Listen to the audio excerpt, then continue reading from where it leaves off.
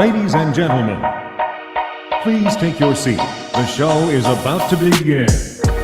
Presented by Front Yard Fantasy. I'm your host, Simon.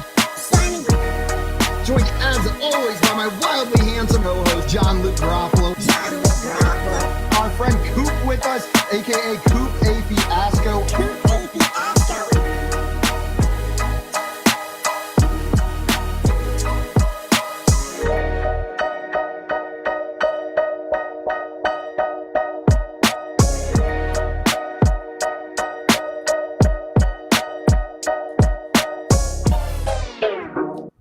What's up, everyone? Welcome into the Front Yard Fantasy Morning Show here on Better Sports Network. I'm your host, Simon, joined as always by my co-hosts, John Luke Garofalo and Andrew Cooper. What's up, boys? What up? What up, dude? Yo, your hair looks a little wet. Is it raining over there? In my house, yeah. Oh, you live in the rainforest now? My God. You live in the Rainforest Cafe? Yeah, I didn't want to tell you guys, but I moved into the local Rainforest Cafe. No. Yeah, the rain noises at home off my phone and off the noise machine weren't quite enough. I needed some fake jungle cat noises and extremely loud bird noises pumped in there as well. Meow. Someone trying to sell me like $45 margaritas the entire time. It just didn't feel like home without it. So I'm going to be wet more living at the Rainforest Cafe. I love that, dude. What's your favorite thing to get for breakfast at the Rainforest Cafe? It's the elephant omelet, and it doesn't have elephant in it. It's just really big. I like that. They love that, though. There's a nice picture of elephant on the menu. Mm-hmm. What's your favorite thing to get at the Rainforest Cafe breakfast, JL? Big glasses of water. Rainwater? Rainwater, yeah. It's got that vitamin D. Does it? I thought there was going to be something else there. We got some people in the chat ready for today's show. Jay in here. So that's 2 Rainforest Cafe references in 1 week. It's hotness. And we got Tommy in here with a rhyme for us today. So the window is open. Let the tags begin. Don't lose that player. You need him to win. Will Lamar, Danny, Josh, Saquon, or Ingram get the tag? Or will teams just step up and give them the bag? And the Jets took the old car out for a spin. Told him he'd be in the hall if he got them a win. Now, even to me, that just sounds plain silly, but the Gents ain't had a win since old Joe Willie. Old Joe Willie. What's up, Tommy? Welcome in this morning. And we got Craig in here as well. What's up, Craig? He said in about 20 minutes, our dog Phineas will be listening to you on his way to get fixed. Send him any advice you all have there. Run. Coop. Oh, okay. There's Coop's advice. JL? Jump.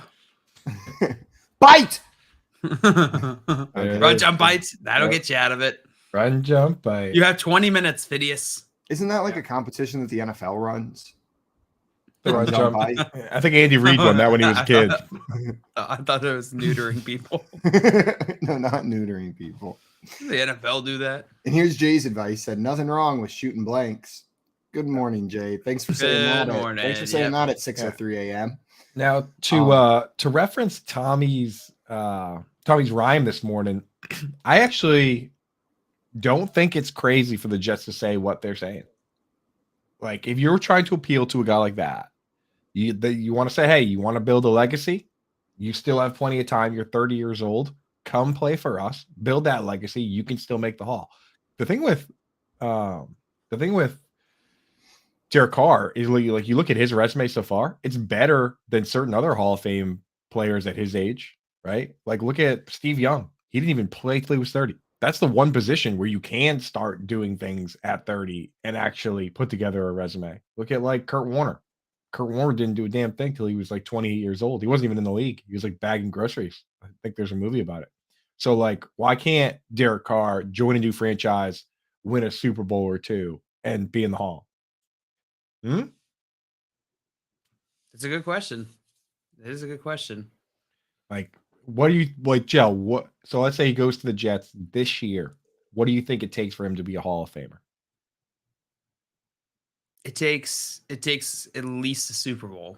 Yeah, If that's the minimum. I think without the Super Bowl, he'd be in big trouble because people are already saying that guys like I think he should be in, but guys like Phillip Rivers, might be in trouble in terms of making the Super Bowl. Definitely probably not a first ballot, despite having monster stats. Like Rivers has great stats. Like so Doesn't feel like Derek Carr has had that type of career, you know? Maybe Yeah, maybe I need to dig deeper into it because it doesn't full like I don't have like strong numbers to back that up. So maybe I need to like dig into that to see like where Derek Carr lines up in his career, but it doesn't feel like it's Hall of Fame level at all. so yeah, right now it's not. Like if he just kept his current trajectory without Super Bowls, I don't think it would be either. Like Philip Rivers had almost the yards he has now at 31 years old. Philip Rivers finished his career with pretty much double those yards and not quite double those touchdowns, but he has Derek Carr. I'm looking at it now, 217 touchdowns. Philip Rivers threw 421. And we look at Rivers. Do you think Rivers is a Hall of Famer? I think he's closer Yeah. than Derek Carr. I don't. It's tough. I don't. I don't. Yeah, I think Philip Rivers is one of those cases where he's right there on the line. Right, he's right It's on the hard to line. tell. He's right on the line. Yeah. And when you look at his stats, the fact that he's right on the line means Derek Carr needs a ring. I think. Yeah. Because definitely needs the ring. He doesn't have the time. He doesn't have the time to double at 31 years old. He's not going to double his stats, right? So Yeah. Well, I think realistically, he's got what 6-7 more years left. Yes, exactly. And I think 2 rings would guarantee. I think in today's age, 2 rings puts you in automatic, and 1 ring you're in the discussion. How many rings do you have? I have 1. It's the which one I'm wearing right now. I also have a Casio watch, which I'm also wearing. So also counts as a ring. I think that kind of gets me in, though. You know what I mean? It's Yes, like you don't get in just with the Casio. You don't get in just with the ring, but you have both. But the combo, the left hand combo. Now you're sheesh. Now you're putting together a resume. The backhand combo. Now you're putting together a resume. I heard that you're making a run at a ring potentially. Potentially, we'll see. We'll see if it happens. We'll see. You know, we'll see. Are you wearing any? You're not wearing any rings right now, though. You don't have only all the rings. So even after going to Vegas, you didn't become like a pinky ring guy. No, you would have thought. You really would have thought. For a while, I wore the class ring, but that lasted about a week before I was like, "Yeah, I'm not wearing this big metal heavy thing on my hand. That's dumb. Oh, it's so stupid as hell." You guys in the chat, you rock any rings? Tommy, you seem like a thumb ring guy. I think Jay's probably got a ring. Craig's probably got a ring, unless he's got all those kids. Yeah. No ring. It's possible. Yeah. Producer Keith popping in saying Derek Carr, 32nd all-time in passing yards. And that may be true. And that's actually obviously pretty good. But the era counts, right? Like Tommy mentioned Joe Namath earlier. Joe Namath's stats were terrible. But at the time, everyone's stats were bad because passing was not as big of a part of the game. So it's hard to sit here and say, oh, well, he has more passing yards than Joe Namath. He should be in the Hall of Fame.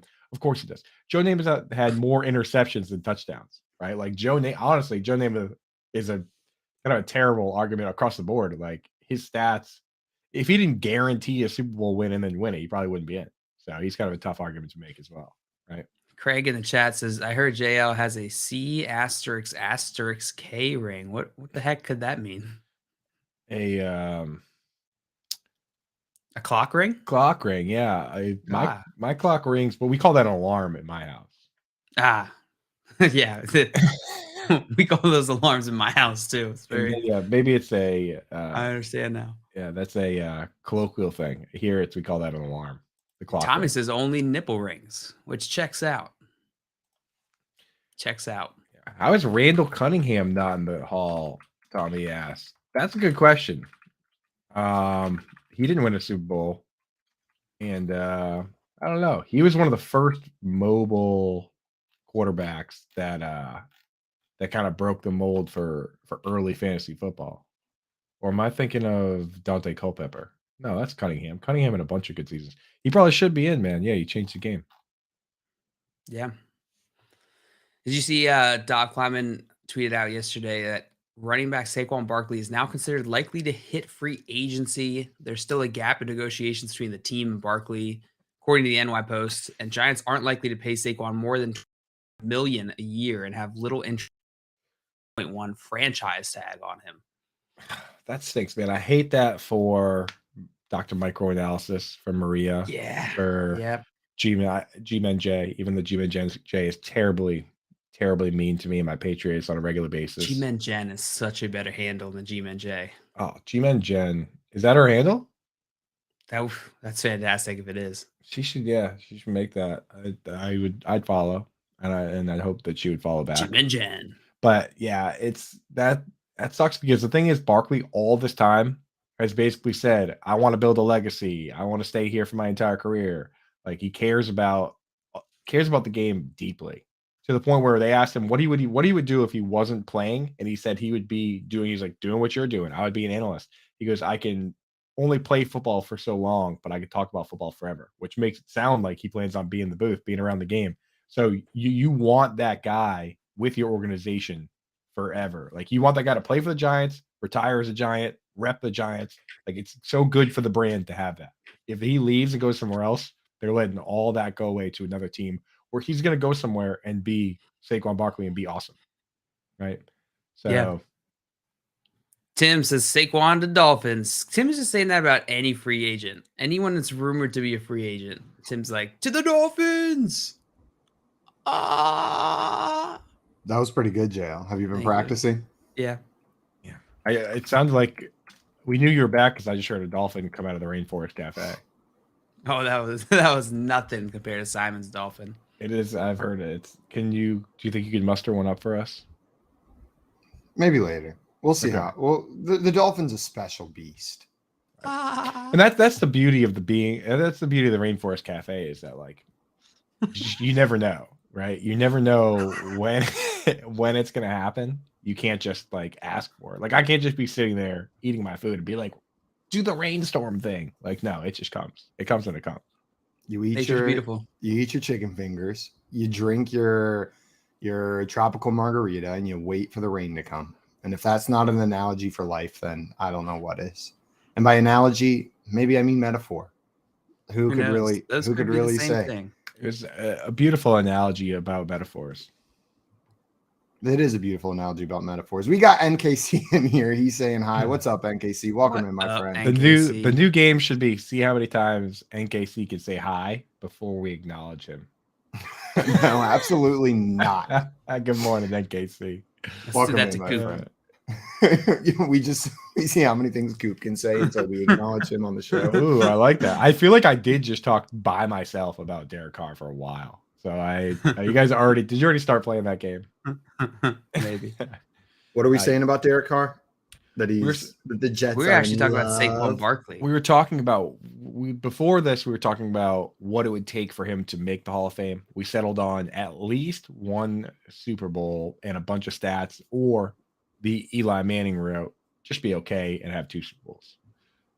But then we were talking about Saquon Barkley and how sad it is for Giants fans. But why don't we ask Simon, since he's back, where do you think a good fit, besides everywhere, where's the best fit for Saquon Barkley? Right? Besides everywhere. Yeah, I mean, literally, though. You took my answer. Like, there's, I don't know, like maybe I don't want him on the Titans. Know what I mean? Like, I don't want him paired with Derrick Henry for fantasy, but hot take.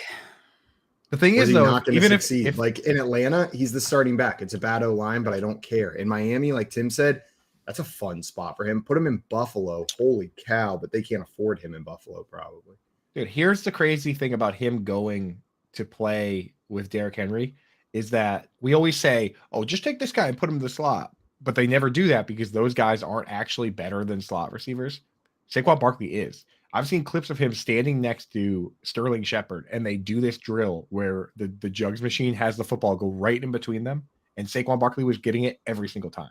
So it's literally the ball goes there, and they stand next to each other. It's actually a really cool drill for like you versus the cornerback, and the ball is there, and you just got to get it. Dude, Barkley was taking it every time. Like, so I wouldn't be surprised at all if they did do that, if Barkley just played the slot and was awesome. So I don't think there is a bad landing spot, but the Dolphins is the best one.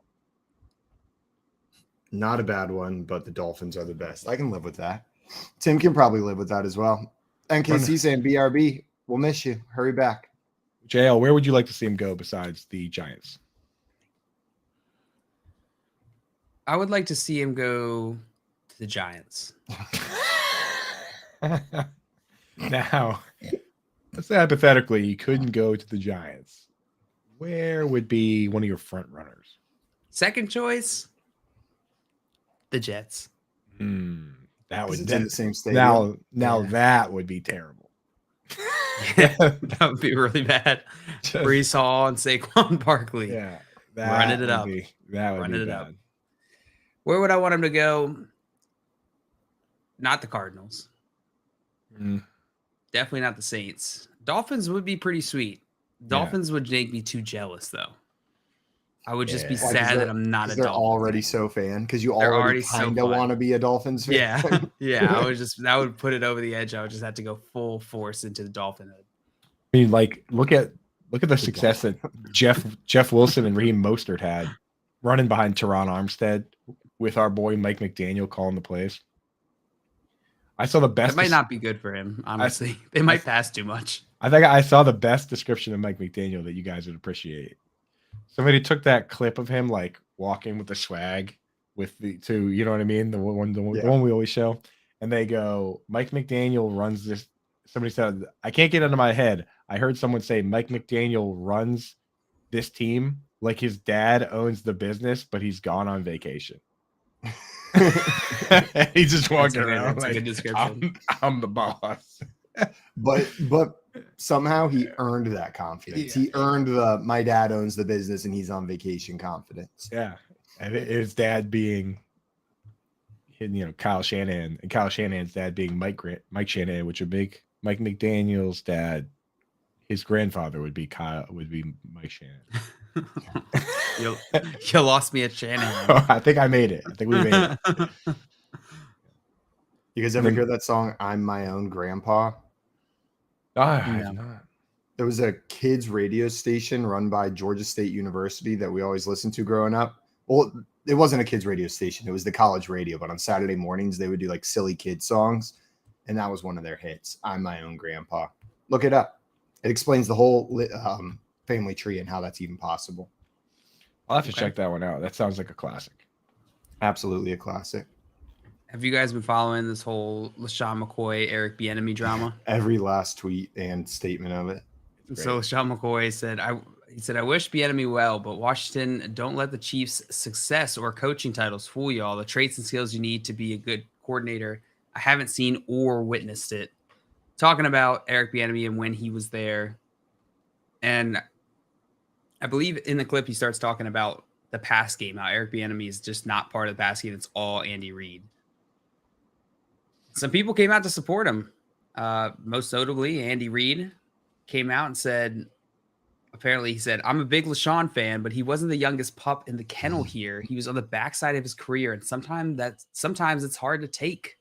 Oh, He brutal. did not hold back. And I think that's exactly what it is. You brought it up on the show before, Coop. Like, this dude just wasn't getting the usage that he wanted, probably because he wasn't as good as he used to be. And Andy Reid's up here just saying it like it is. He's like, if you're going to call my boy Eric out, I'm just going to lay the cards out there, Shady. That's Wasn't that's as close as you're gonna get to Andy Reid going, that dude sucked. That was a nice disagreement, like Yeah. Andy Reid. That's a tactful disagreement right there. Jamal Charles came out and also disagreed with Shady. Said, Bieniemy coached me for 4 years. I learned so many things for EB, and I still keep in contact with him. A great husband and father. He deserves to be a head coach. So Jamal Charles, one of the GOATs. Yeah, I think typical NFL fans, like the diehard NFL fans, and especially the fantasy football fans, know how good Jamal Charles was and they remember. But I think a lot of like the typical fans don't really remember how amazing he was because how bad those Chiefs teams were. There's a certain subset of fans that forget about the statistically good players on bad teams. You know what I mean? So I don't think Jamal Charles gets the respect that he could. But this guy I remember he had a season where he had like 1,500 yards on the ground on like 6.7 yards per carry. Like just absurd bonkers numbers, catching like, 50, 60, 70 passes. But, with the team wins 3 games, you're not going to get a lot of love from the regular NFL fans. But Jamal Charles, that's a quote from a legend, right? Yeah, absolutely.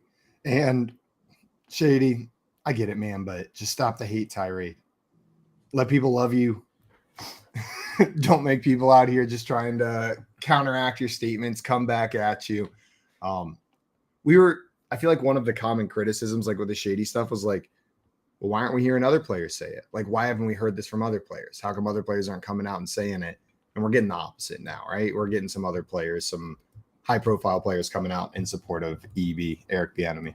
Yeah, there's only two that have that I know of that have come out and said that they don't like, which were, and they're also very controversial figures themselves. It's been McCoy, and then there were Le'Veon Bell had some stuff to say too. But to Andy Reid's point, you could literally just substitute Le'Veon Bell's name in there too, right? That he was on the back end of his career when he was here. Yeah. Similar thing. Yeah. And if the biggest problem with this guy is he's not forcing washed running backs into the lineup, then that's the kind of guy I want. You know? I'm sure this isn't the end of the back and forth on this. We'll probably have another shady quote, maybe another quote in the other direction tomorrow. But we'll keep you updated on the drama. Jail, I'm following this one like a hawk. It's fun. I love the drama aspect of it. Oh, and Jail is a silent hawk this morning. Ah. That see cafe, the cafe's popping today. I just heard that. Everybody's in the cafe. The whole crew. Oh, gang. AJ Brown was being asked about giving the offensive signals of the Titans to the Eagles. Did you guys see this? No. He came out and said, I gave every detail to the Eagles. I'm talking about the cadence, everything. I gave it all because they don't change nothing. I talked to a defensive guy. He asked, what does this mean? What does this mean? I said, bro, just send me a game film. I'll tell you what all this shit means. Wow. Damn. So if they actually did do that, then that makes Ryan Tannehill's quote after the game even more funny. What did he say? He walked up to him and said, well, AJ Brown also had a monster game, but he walked up to him and was like, you didn't have to do it like that, bro. So maybe he meant more than just change the signals. Yeah, he did have a smile on his face, but that is funny. You gotta change him up. That's pretty standard, right? Like teams change their signals, especially when players leave. That's normal. You should expect that, especially, I don't know, let's say the player was traded in hypothetically April to a Super Bowl contender, and maybe you had the entire offseason to change some signals. Mix it up a little bit. Even one. It's got to hurt, though, if they don't change the signals for you, because then you're just not as important as you think. They don't think you're that if they don't change them for AJ Brown, what is the threshold set at Derek Henry and Derek Henry only? Yeah. And now you're now. Also, how complex can the Titans signals be? It's like this one means give the ball to Derek Henry. This one means give the ball to Derek Henry. And this one means give the ball to Derek Henry over Literally. here. This one's Derek Henry's hurt. So they all huddle up around Ryan Tannehill in the huddle. He just goes. And they're like, next play is like, we're gonna go that way. Henry this way. On one. Just points like, that's the way we're going. You see the other players on the team just go like, whew. They were nervous they were going to get the ball. Yeah. Not on this team. Let's just not a chance, dude. I'll just stand behind Derek over here. Yeah. I mean, Vrabel, you see the hat that Vrabel has? Vrabel has a hat that on the hat it just says, give the ball to Derek Henry. No, I have not seen that hat. Yeah, I wonder where he got that hat. From Derek Henry. He probably made it himself, just like on the first day of Mike Vrabel's tenure. Derek Henry walked in with one of those hats, just handed it to him and said, "Yeah, I got you a gift. All right, here's the playbook. Merry Christmas." I'm sending him before next season. I'm sending him a new hat that says "Give the ball to Chiga Conquo," just to help my dynasty teams. Feed Chig just on a hat. Yeah. We got Adam in here. What's up, Adam? Welcome in, my friends. Good morning, amigos. Good morning, Adam. I almost said, what Adam morning? What Adam morning? I see Keefe is up to his old tricks. 49ers QB Brock Purdy today visited Dr. Keefe Meister, who recommended postponing surgery because of ongoing inflammation in Purdy's elbow, per sources. They'll reconvene in early March. All signs continue to point to a UCL repair that would have Purdy ready in for 2023. Just a second. Yes, Keith Meister. Keith Meister. Keith Meister. And I'm going to give you the best medical advice for sure. No You need need- for a second opinion. Elective surgery. Just sounds like an evil doctor. I don't believe Hey, him. I don't Dr. believe a Keith single thing Meister. that comes out of Keith Meister's mouth. Yeah, right. Yeah, your elbow is fine. We'll see what and then I set the elbow trap. As he plays the Simon Chewbacca sound. That being said, even though there's a setback here for Brock Purdy from Mr. Keith Meister, it does sound like you just said he's still going to be ready for the beginning of the season. Doesn't matter. He'll be on the bench. Yeah, I expect Trey Lance to be the starter anyways. So That's what I happens. don't think it's a big deal. Gives him a Their good backup quarterback will be healthy by the start of the 2023 season. That's what coaches do. Classic move is like you have like a tough decision to make, so you just call in this fake doctor named Mr. Dr. Keith Meister or whatever, and just tell the guy he can't play. And then after a couple of months, you're like, hey, sorry, you can't win the job in the tub, man. Yeah, depends on the job. That's true. What jobs could you win in the tub? Rubber Dirty duck jobs. tester, dirty jobs. I just pictured the bath I had to take the other day, the sad bath where I like barely even fit in my tub, and nobody was giving me a job. There were no jobs for me in that tub. Not even out of pity. Also, Tommy, you're saying Trey Lance is getting traded, boys. Tommy. Tomato bet. Nobody's betting you tomatoes now that we know you like them. You have to come up with something else, dude. That's not how Tommy, that works. here's my statute on tomato bets. This is where I stand. It must be resolved within a month. Within a month, it must be resolved. I'm not making. Can't have a tomato looming. I'm not having a tomato looming over my head for 6 months. Coop's a little braver, right? He did it for a full season. And I but I- postponed One-time it. deal. And I postponed it for another month after. I need the results to happen within a month, and then I'll consider a tomato bet. But anything that requires the beginning of next season or even the end of next season, it's gonna have to wait. I'm I'm not sitting here with a tomato staring at me for 6 months. I have to make a correction. I just got a text message. It was a mask that Mike Vrabel would wear, not a hat. That said, give the ball to Derrick Henry. Just didn't want to confuse anybody else. Mike Vrabel texted you. Mike Vrabel texted me. He's like, bro, it's a hat. It's a mask. It's not a hat. When you said mask, I just immediately went to like ski mask, and I'm like, I can't imagine Mike Vrabel in a ski mask. It was a Bane mask. I was born in Tennessee. It was a mask of Derrick Henry, one of the creepy ones that you see at like the costume shops. Oh, the terrible ones. There was a whole period here where everyone had a fake Randy Moss mask, and when he was on the Patriots, and there was one point where they were terrible. They truly were. But there was one point where a fan and him got into a back and forth during the game. Keith, I'll see if we can pull the clip up.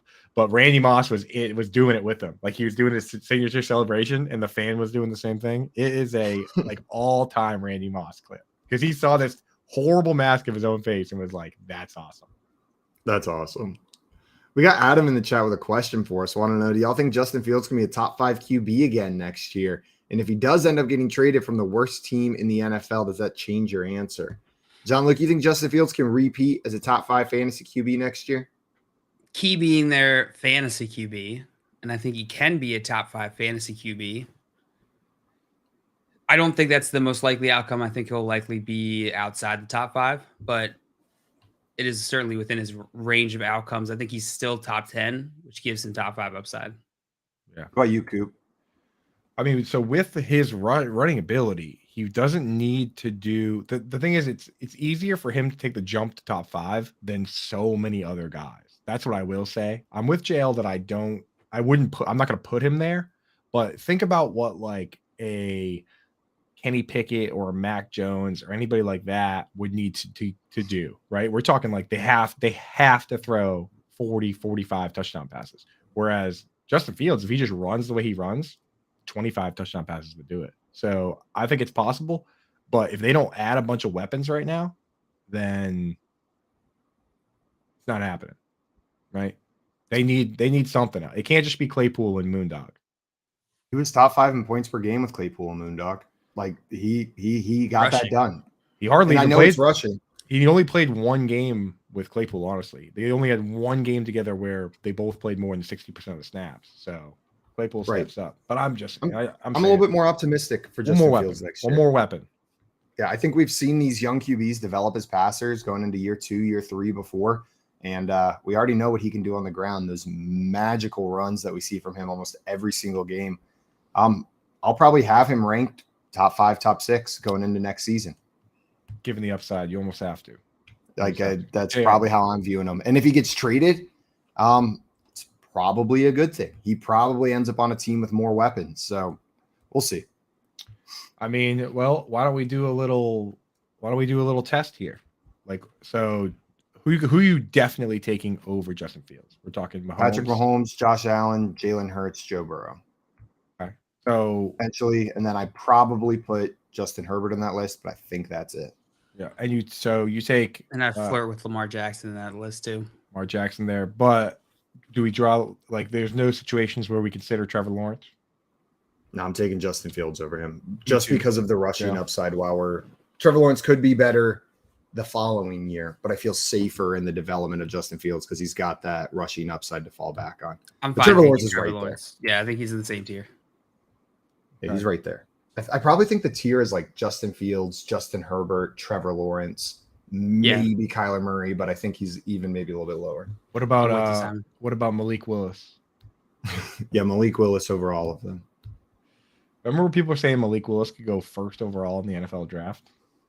Yeah, we were doing a live day 2 draft show, and we just kept waiting and waiting and waiting for Malik Willis to get drafted. And the number of times we said, like, this has got to be it. No, right here is surely where he gets drafted. That when he finally did get drafted, we went back and pretended like we picked it for the first time and redid the coverage. There you go. That's smart. Classic. He went from being the potential first overall pick in the draft to being benched for Joshua Dobbs off the street. Yikes. Ouch. Looks like Tommy in here said Fields on the Dolphins, Falcons, or Jets would be awesome. Oh my God. They got Tua in Miami, so they don't need Justin Fields, but Falcons or Jets would be cool. My stupid brain yesterday, I was like, why don't the Jets just trade all their good players to the Bears and then they can play with Fields instead of the other way around where they just trade Fields to the Jets. But I mean, Fields to the Jets, like they would have to give up a ton. But they just trade all their quarterbacks. They trade Zach Wilson, Mike White, and Joe Flacco for Justin Fields. We'll give you a package deal. But the thing is, the Bears would just pick it would have to be like the Bears would still just pick a quarterback at 1 though anyway, right? Wasn't the NFL changing to Superflex next year? 49ers. Can you imagine? 49ers So they need to would be pick up a couple wagging. extra. We got a question from Craig in here. Oh, well, not from Craig. So this is Jameson, Craig's son. What's up, Jameson? Listening in the car. What would you do to make the Cowboys Super Bowl contenders? Coop, you got to make one move to make those Cowboys Super Bowl contenders. What are you doing? If I'm making one move, I'm going out and I'm getting the best possible hired gun cornerback, right? And I'm taking that guy and I'm actually putting him on team's number 2 wide receiver and just taking that player away all year next year. And then the bigger Trayvon Diggs, what you do is you put him on the top wide receiver with help over the top so that he can just roam around trying to pick off passes and you have safety over the top. Right now, Trayvon Diggs is trying to go one-on-one with all the best guys in the league, and it leads to him getting burnt all the time, right? So that's what I'm doing. I'm going out and I'm pulling the old hired gun cornerback move, whatever the best guy out there is, and just making that defense into the best defense in the league. Because you saw what the Eagles looked like with 2 good cornerbacks. Could easily happen with them. I mean, I think James Bradbury is available. Could you get the same guy? I think that's probably the best answer, but Go with the most fun answer. I'm waiting for Keenan Allen to get cut, and then I'm signing Keenan Allen to the Cowboys, having him line up across from CeeDee Lamb. How much fun would that? And I can imagine him in a Cowboys jersey. Like, I can just picture Keenan Allen. It works. I don't think it would be a tough transition to him as a Cowboy. It would be weird, but I could see it. My answers to that. Wait for Keenan Allen to get cut and sign him. Jay, what are you doing to make it? It is way more fun. It is way more. I'm beefing up the defense with the best player available. Coop mentioned cornerback. Cornerback is a solid choice. Linebacker, I think they just need a few more pieces on that defense to really make a difference here. Jail, that answer's not far off from what I read from I think it was that guy Mike Fisher that's over there. He said go out and get the best possible pass rusher, either interior or exterior, and then you can use Micah Parsons more like a guy that can just roam around and do Like whatever. an Isaiah Simmons type of A linebacker. menace. Just have him do everything. Like you can still have him rush the passer. You never know when it's going to come though, right? Just have him everywhere. So I kind of like that idea of, just get the best possible player you can get. God, I love when players play. I love when they have a player that they can play like that. Whenever the scheme, I'm out. and the player just fits so well. It is, it is more fun having a guy that can do everything. Like I love like safeties that'll get like a sack every once in a while. Like it does make it a little more fun. And it looks like if we have a second for it, Keith has that clip of Randy Moss that we were talking about with the Let's fan. see it. Run it.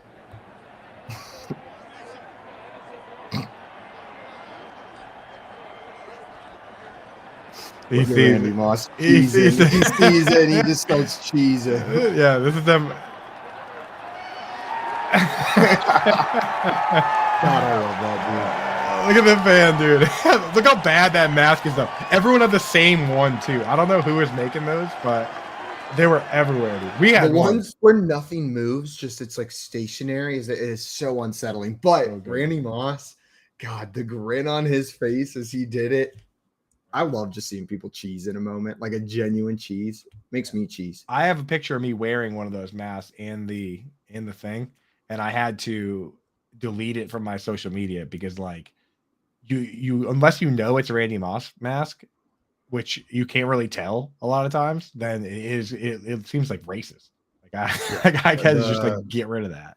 The context is important there for sure. Super important. Yeah, I wasn't wearing a Randy Moss jersey in the picture. I think that was the problem. So I just got rid of that.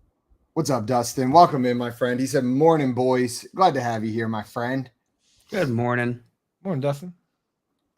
We were talking a little bit about AJ Brown earlier and him giving the signals, but there was another AJ Brown quote from yesterday that I thought was awesome. He's new on this Eagles team this past year, but it seems like him and Jalen Hurts have already formed quite the connection. And he said, "If you do not pay Hurts, just ship me off wherever he's going to go." He's tied to Hurts, and I feel like that's a narrative that we keep hearing is like, it's not just us who love Jalen Hurts. It seems like his coaches love Jalen Hurts. His teammates love Jalen Hurts. The president loves Jalen Hurts. The people on the moon love Jalen Hurts. I think he might be the most liked player in the NFL if you count like teammates, coaches, and fans. Yeah. I mean, it just the way he's handled himself, right? That's the thing. Because he could have turned himself into the least likable dude, which we see it happen with, Zach Wilson with his comments, just little comments. That's all it takes. Like with Jalen Hurts, if he just said one little thing when he left Alabama, everyone in Alabama would hate him, but they don't, right? If he just, complained about going to the second round, people would hate him. I think he just handled everything the right way. It's a lesson for all the young QBs out there. Be Jalen Hurts. It's that easy. Just be Jalen Hurts, right? Just be a MVP caliber Super Bowl quarterback. Then you're good. That's all you got to do. I just want to say, I know AJ Brown is probably joking, but if he's not, I think he's got a little bit of a rose-colored view of how trades work after the first time he was able to get traded. Like he immediately got traded and signed to a $100 million deal. That's not really how it works for everybody else. And then won a Super. Oh no, they didn't win the Super Bowl. And then went to a Super Bowl. That's not really how it works for everybody else, AJ. You can't just get traded where your friends go. Like one time, maybe you get one, but I think that's going to be it for you. Or you have to throw a really big temper tantrum and be very good. Those are the other two options. And then you can end up on the team that you want to be on. And I say that, I don't really mean it. Players should have a little bit more say in where they end up. And every time a player tries to make that move, I support the player trying to make the best decision for them. But it is fun watching I refuse to play. I'm not doing it. Like just the standing back. It's a fun, fun scene to watch. This isn't the NBA, AJ. Where you can just play wherever you want. Go ahead, Joe. Did you guys see this news?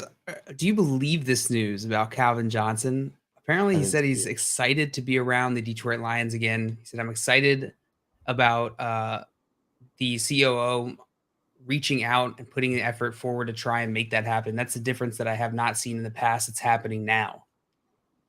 No, I believe it. Why would you not bring Calvin Johnson in some capacity? I can't imagine they're like making him the offensive coordinator with nothing, but they'll probably bring him in as some sort of consultant or assistant, and having the mind of one of the greatest wide receivers ever to play the game in that locker room on the practice field can be nothing but positive for that team. Yeah. I believe it. Even if he doesn't coach, it's a big step to have him around. Just if you just have him on the sideline, like hanging out, giving high fives, because like the people forget when he retired, it was very contentious. Not only did they not want him to retire, but they were asking him to pay back portions of his prorated signing bonus, which is like kind of an unwritten thing where when you retire, they just, they can ask for it back, but usually they're just like, no, you keep that, like you earned that. So kind of, it's good that they're moving in that direction. Let's just say. Making it happen. That would be cool to see him on the sidelines, though. And who knows? Maybe we start seeing, we've been talking about it, the trend of more player coaches. Maybe this is Calvin Johnson just starting to get his foot in the door, and we see some more player coaches starting to get involved. But that's the kind of stuff I think you might have missed it earlier, Simon. That's the kind of stuff I was talking about with Saquon Barkley, where it's like now you watch these Lions games and there's Barry Sanders hanging out, and Barry Sanders is on Twitter defending the Lions, and now Calvin Johnson's going to be hanging around. Legends all hanging around. Like that's something that, and I know what the main focus needs to be winning games, but if they let Saquon walk, that's something they're going to lose because they should. He wants to be there, and he's a legend. And just imagine having a guy like that, even if he goes in the booth, just being the next Michael Strahan, just representing your brand. Like, I think that's important. So I don't know if I try to keep him any means possible. Yeah. Like it's very clear Eli's allegiance whenever you watch Peyton and Eli, right? Like he's Giants and he's representing the Giants and the Giants fans are proud of it. Even with Peyton, it's not as clear. You know what I mean? Because he left and won a Super Bowl with the Broncos. He won a Super Bowl with the Colts. He supports both of those teams. You probably think of him as Colts first, but it's not as clear as with Eli. Eli's just Giants through and through.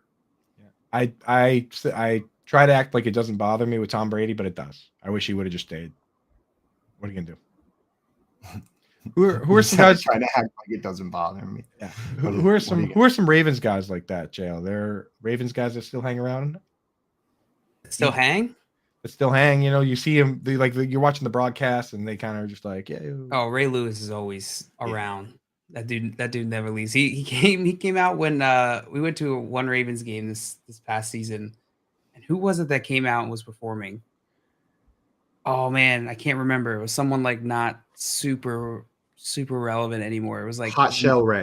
It was like Nelly or something like that. Oh yeah. And like nobody was reacting. They're doing like that weird like little concert that they do at stadiums that aren't the Super Bowl with like 17 people. Yeah, it's like in the corner of the stadium and like no one's reacting.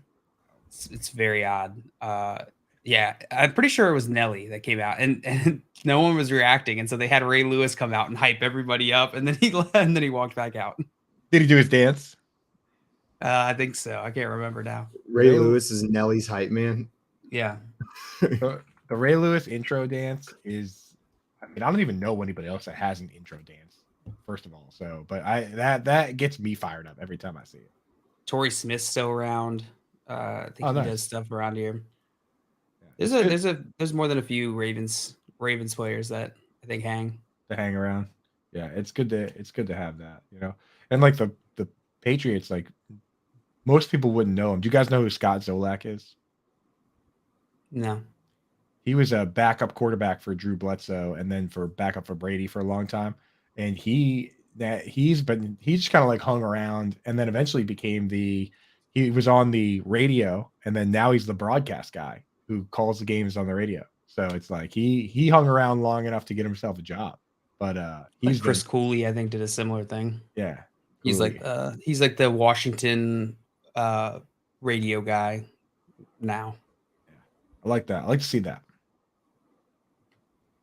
I know I missed a lot of the Derek Carr talk earlier, but did you guys talk about the quote from Diana Rossini about him visiting the Jets? It was more about the Jets than about Derek Carr. The Hall of Fame thing?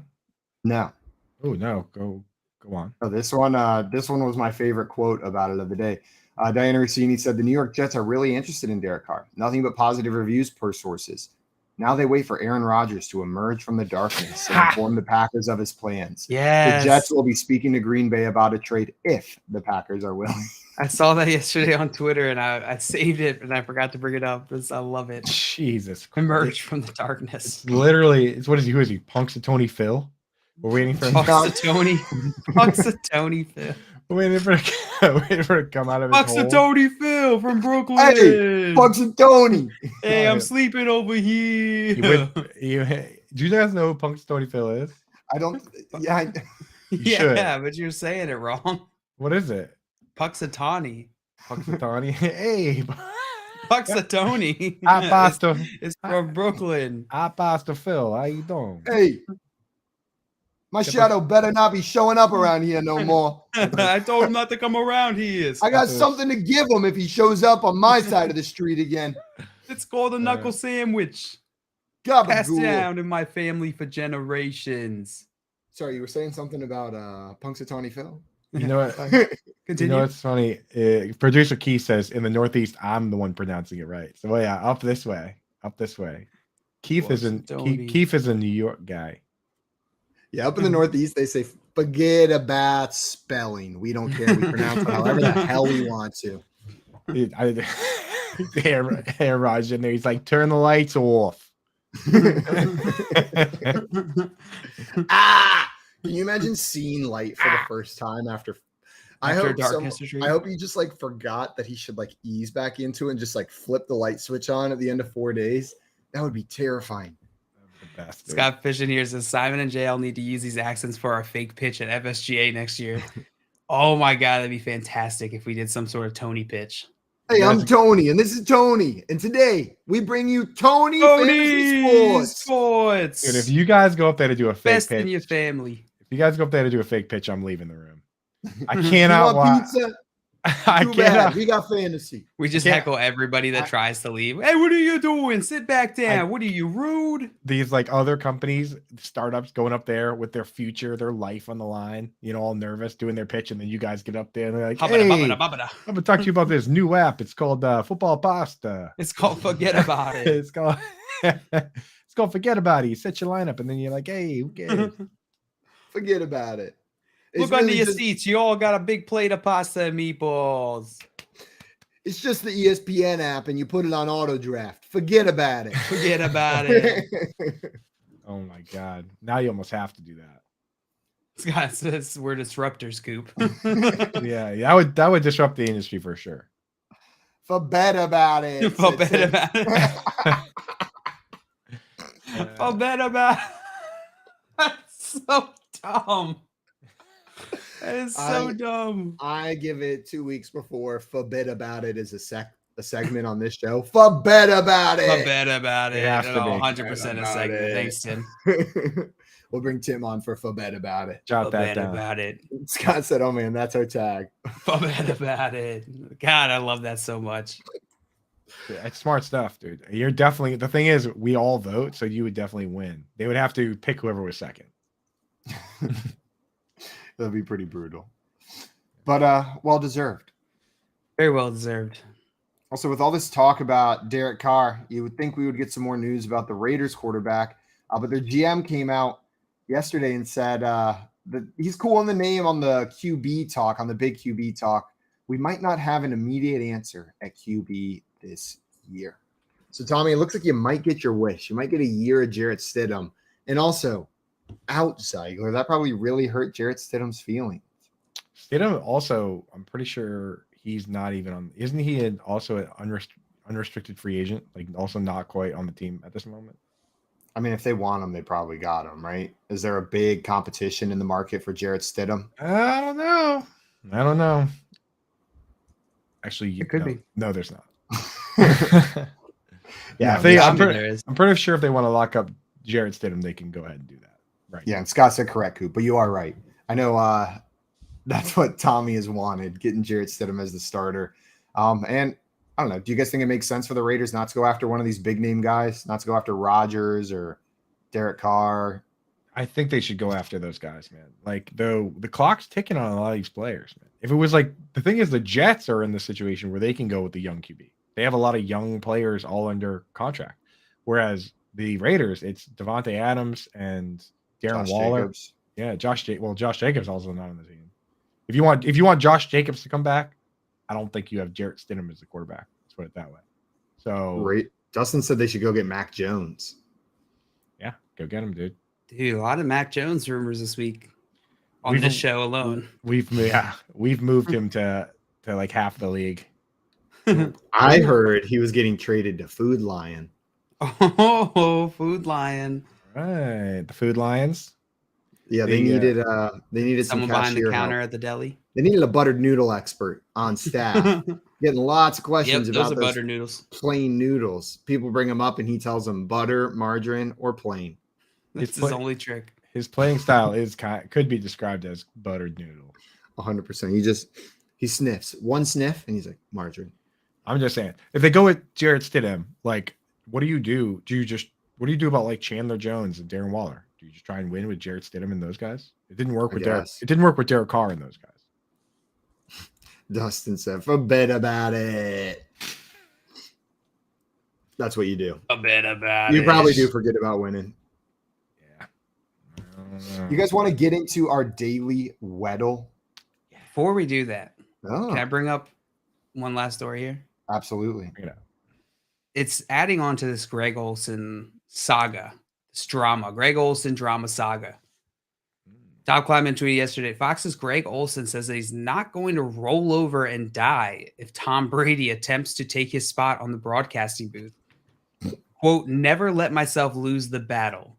Wow. Olsen's salary will be reduced from $10 million to $3 million once Brady begins his broadcasting career on the network. Yo, the premise, the way Greg Olsen is lying this out is like how they determine who gets the spot is in a fist fight, right? Like he's saying, like, I'm not going to just roll over and let him take it. Yeah, well, that's not really your choice either. You know what I mean?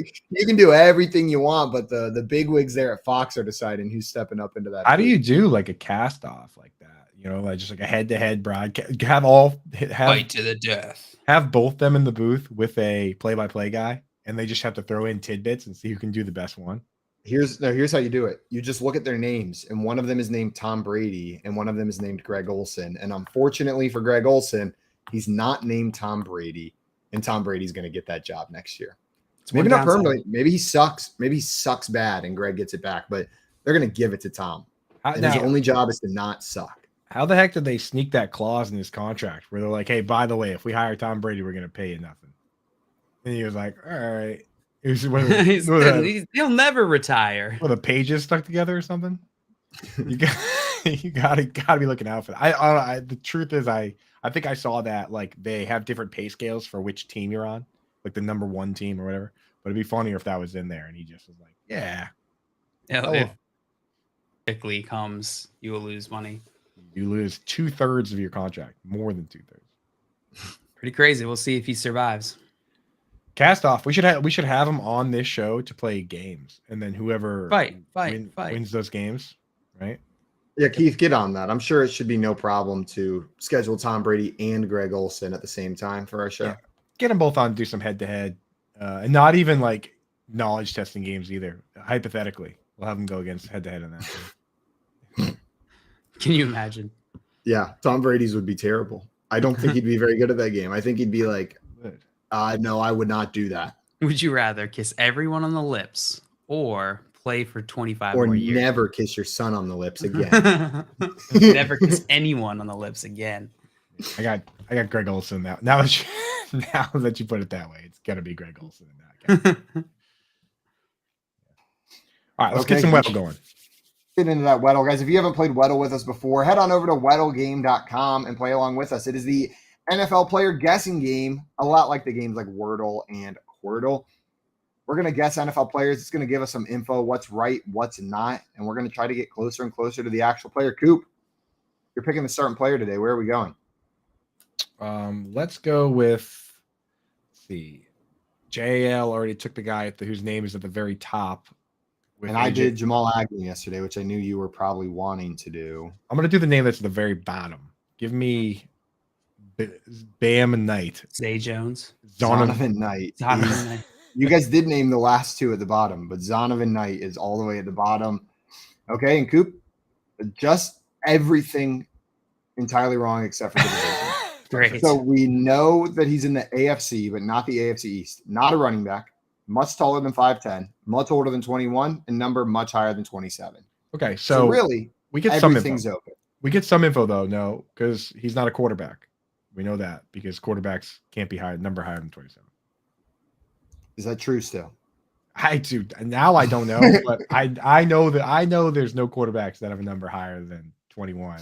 I think you're 27. right. I think you're right. So it's probably a wide receiver or a tight end in the AFC, but not in the AFC East.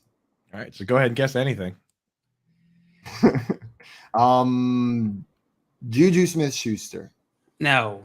He was one of the. always- I know. I Juju. keep going back to that. Deontay Johnson. Yes. He's about 5'10", right? He has such He a might fun be too name. short. He's too short. Yeah. Mike Evans? No, his number's too low. NFC. And he's in the NFC. And NFC. Why don't we do like Amari Cooper. Corey Davis? Big guy. He's in the AFC East. He's in the AFC. Yeah, he's on the same team.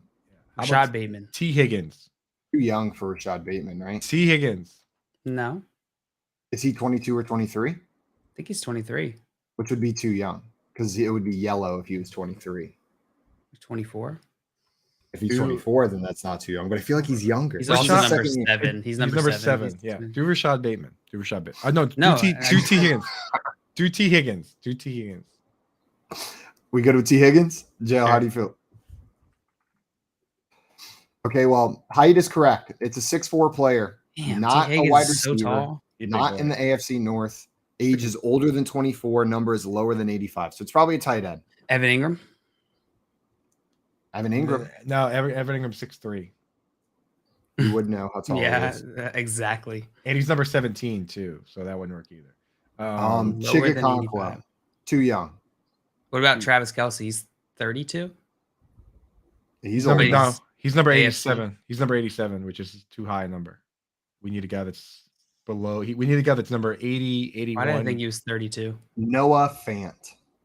No idea what his number is. He's 32 years old, but he's number 80. Oh, that makes sense. His number is 87. That's why I was thinking of the number 32. You said they're like, why did I think he was 32 instead of 87 years old? I was thinking the other way. I was like, I was thinking when I said 32, I was 100% talking about his jersey number. Would you say Darren Waller? Noah Fant's on the Seahawks? That's NFC. And he's not old enough. Darren Waller? Darren Waller's 31. His jersey number is 80. High. I think That's it's low something. 80s though. It might just be 80. 80 sounds right. Let's try him. Get Waller in there. Get Waller in there. Waller. Okay, very close on everything, but nothing else correct. He's too tall. He's 6'6". The tight end position is correct. Younger than 30, but older than 24. So they need to be 27. Exactly. AFC South. AFC South. South, exactly 27. And 81 or 82 is the number. 6'4" is the height. AFC. So it's an AFC South tight end. There are like no AFC South tight ends. I know. Not Evan Ingram. Yeah. So okay. Not Chig. It's not Jack Mo Doyle. Alley Cox. Too tall. He's too tall. Yeah. He's more than 6. Played college basketball. Could be Dan Arnold. Dan Arnold will be tricky. You want to try the Arnold, the postman? I don't know. I have no idea what his number is or his age. I really don't know that much about Don't Dan know. Arnold, turns out. Who's Yeah. what about who's the Texans tight end? Is it still Brevin something? Deacons? Brevin Jordan's too young. He's younger than Yeah, 27. Brevin Jordan. Yeah, Brevin Jordan's too young. They could Jordan be Akins? Jordan Akins. But I think he's old. I think he's like 29 years old. OJ Howard, I think, is about 27 and is on the Texans and is tall. Try OJ Howard. It might be OJ Howard. Okay, but the team is wrong, but the division is right. The position is right. The age is correct at 28. The height, he's also 6'6", apparently. And the number, he's also 83. You threw me off saying he had to be exactly 27. 27. Yeah, I was wrong. I did my numbers wrong. Yeah. Also, Dustin said so- you were wrong with the 27 talk. Yeah, I was wrong there. Okay. So we know he's not on the Texans. So he's got to be on the Colts, Jaguars, or the Titans. Do you think it would be Austin Hooper? It could be Austin Hooper. Is he too old? No, I don't think so. No, he's not. Try who? Austin Hooper is correct. 5 tries. We got it. Hoop, hoop. We save Hooray! we've never done worse than 5, right? Hoop, hoop, hooray. Hoop, hoop. All right. And that was the last time they ever said that. Close That will be book. making its return. Close book on hoop, hoop. Are we gonna do hooray hard Weddle? forever. You want to do the hard Weddle? Yeah, Dustin said we can. let's do it. Let's do it. Okay. We're doing the hard one. Guys, if you have not played this one before, that means it's anything. Any players, any everybody. JL, you give us that ETN. first player. ETN? Yeah. Okay, well, the position is close, yellow, which means it is an offensive player. Wrong division. Height, completely wrong. So we know that they're at least 6 foot, that they're in the NFC, that their age is 22 or 23, and that their number is higher than 1. Number Their higher position than is 1. not running back, but on the offense. Well, this shouldn't be too hard. All we have to think of is a offensive player whose number is higher than 1. What about Which Jamar is Chase? almost And younger than 24. And they're in the NFC. No, that's Jamar Chase's number is 1. That was the joke. Simon doesn't know any numbers. You really don't, dude. I'm telling you, I don't I know But you're good Tom at Brady. you're good at the other stuff. You're good at the other parts. I completely ignore the last column. I'm getting nothing from that. Okay, name any player, young offensive player. Justin Jefferson. No, that's a wide receiver. Damn it. That could Jalen work. No, Hurts. he can be a wide receiver, but Oh, he's he too. can be a wide receiver. I like Jalen Hurts. Is older than 24? Yeah, that's too. Jalen Hurts is too old, right? Yeah. Justin Jefferson, he's younger than 24, right? He's a young, Jefferson Probably is- 24. He's turned 24 this year. and CeeDee Lamb's definitely younger than 24. We just learned that. Do it. CeeDee Lamb. Sure. Do CeeDee Lamb. Man, no one sounds excited. If it's a different name, then throw it out there. Do need CeeDee more Lamb. info. Do it now. Yeah, What'd you we say, need more, Jay? we need more info. You got to put so another let's name do in there. CeeDee Yeah, Lamb. do CeeDee Lamb. Get it in there. NFC East is correct. They are not a wide receiver. They're shorter than 6'2", but close. So 6'1" or 6 foot. And they're younger than 23, which means we know that they're 22 because it was yellow for 24 as well. And now we know their number is somewhere between 1 and 88. So, not a running back. So tight end or quarterback probably. Or offensive or lineman. offensive lineman, but he'd be Yeah, but Dustin said it's super easy. he'd be a so- shorter offensive lineman too. Most offensive linemen are pretty tall. A quarterback, a young quarterback or tight end in the NFC. It could be Jalen Hurts, East. bro, because it's NFC East. Is he? I thought he was too I old. think he's older than 'Cause 20. That's Two. 22. Okay. So, are there any really young quarterbacks in that division? Because didn't he play an extra year because he transferred to college? I think so. Yeah, he did. Sam Howell. Ooh, Sam Howell, is he shorter than 6'2"? He didn't get drafted like he was taller than 6'2". he was a fifth Ah, round, let's go fifth Sam round Howell. pick. I don't know, but the height checks out. It was Sam Howell, baby. Nice. Wow. Bucket Three in the hard hard mode. mode. Get him, dude. Yeah, nothing better than a big, slow, mobile quarterback drafted in the 5th round. Do you think And that short. You forgot short. Don't 6'1". forget, don't forget short. It's like that Space Jam clip, the guy from Bad at Seinfeld. checkers too, Sam. Oh, sorry. Yeah. Go ahead. I was just saying the Space Jam clip where he's like, I'm not tall, but I'm slow. When he right. But so yeah, Sam Howell, you think that's gonna work out for the Washington Commanders as their starting quarterback? No. Nope. Taylor Heineke also says he's willing to go back and also decided to say that he thinks that backup quarterback is one of the best jobs in America. Do you think Taylor Heineke has a shot at being the starting quarterback for that team this year? Yeah, whether he wants it or not. Yeah, I think he's a free agent, but he says he wants to go back. I think that would be an all right QB competition for them. I just love that he says it out loud. That he's just like, yeah, I want to be the backup. That sounds sick. That's I'll that's play the if right mindset. He's not wrong. You know what I mean? I'll play if I have to. Right. But I love that mindset. I feel like everyone always wants like the killers, like I gotta play every second. I kind of like the guys that are like, hey, put me on the bench. I'm just chilling. Like, you mean I get to get paid millions of dollars and just hang out with my buds on Sunday watching football? It's a gamble. Works for It's a Keith. gamble. Works for Keith and Ernie. Wearing an outfit.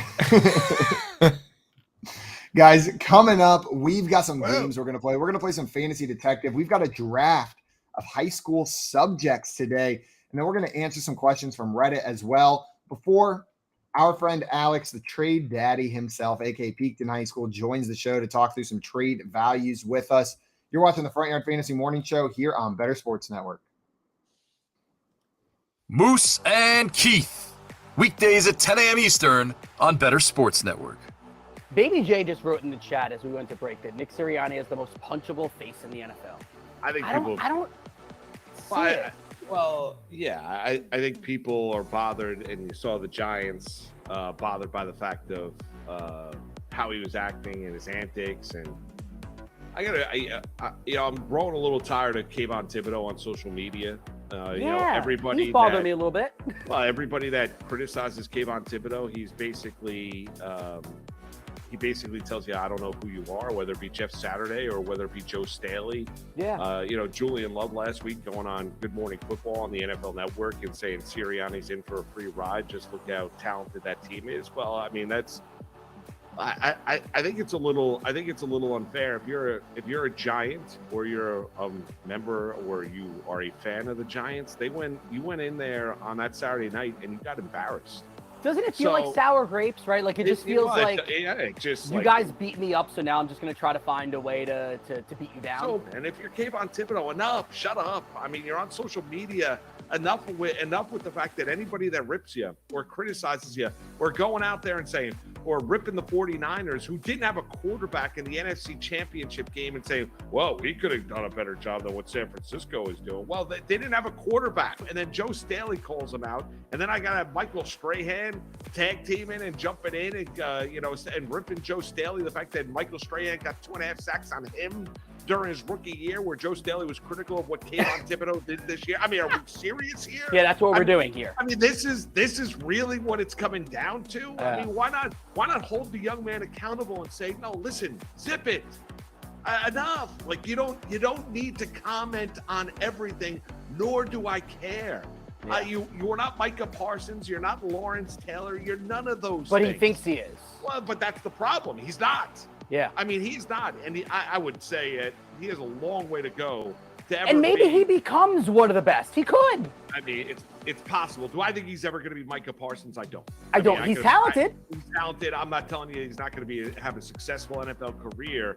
But everybody that criticizes him, he says, I don't know who you are. Well, why don't you look up and have for the men that played in this league before you and what they accomplished in this league, that the league didn't start the day that you stepped foot in the National Football League. And sometimes there's reasons why people are going to go out there. And if you're going to make comments as stupid as he did in the NFC Championship game, you understand that you're going to get called out for it. And if you get called out for being dopey, don't all of a sudden respond with, I don't know who you are. Moose and Keith, weekdays at 10 a.m. Eastern on Better Sports Network.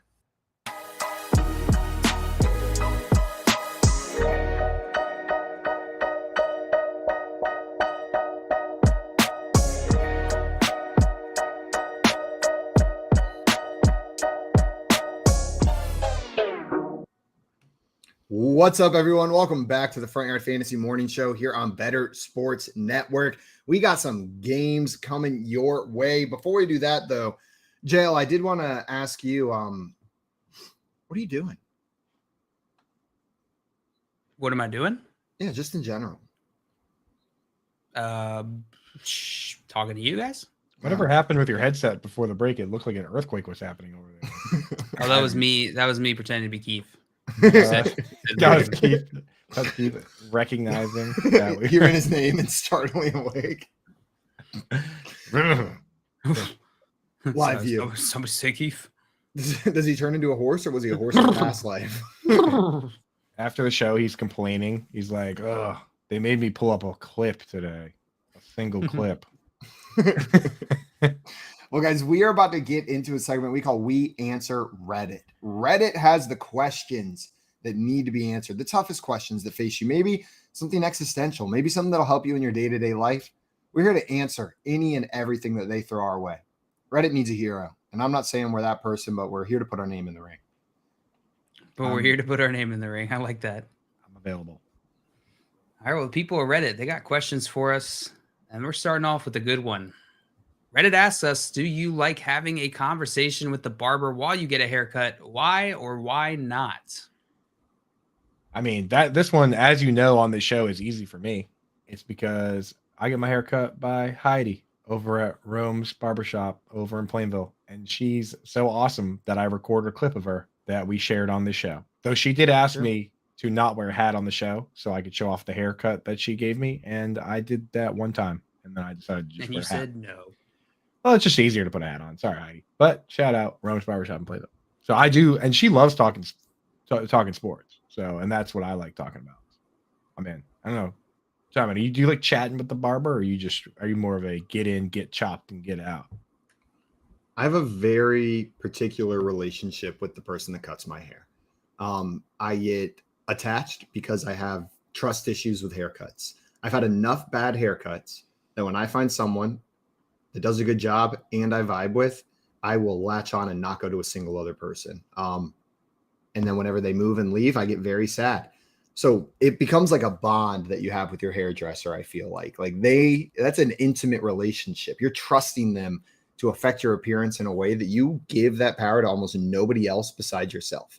Who else besides your hairdresser affects your outward appearance the way everybody else perceives you? Your doctor.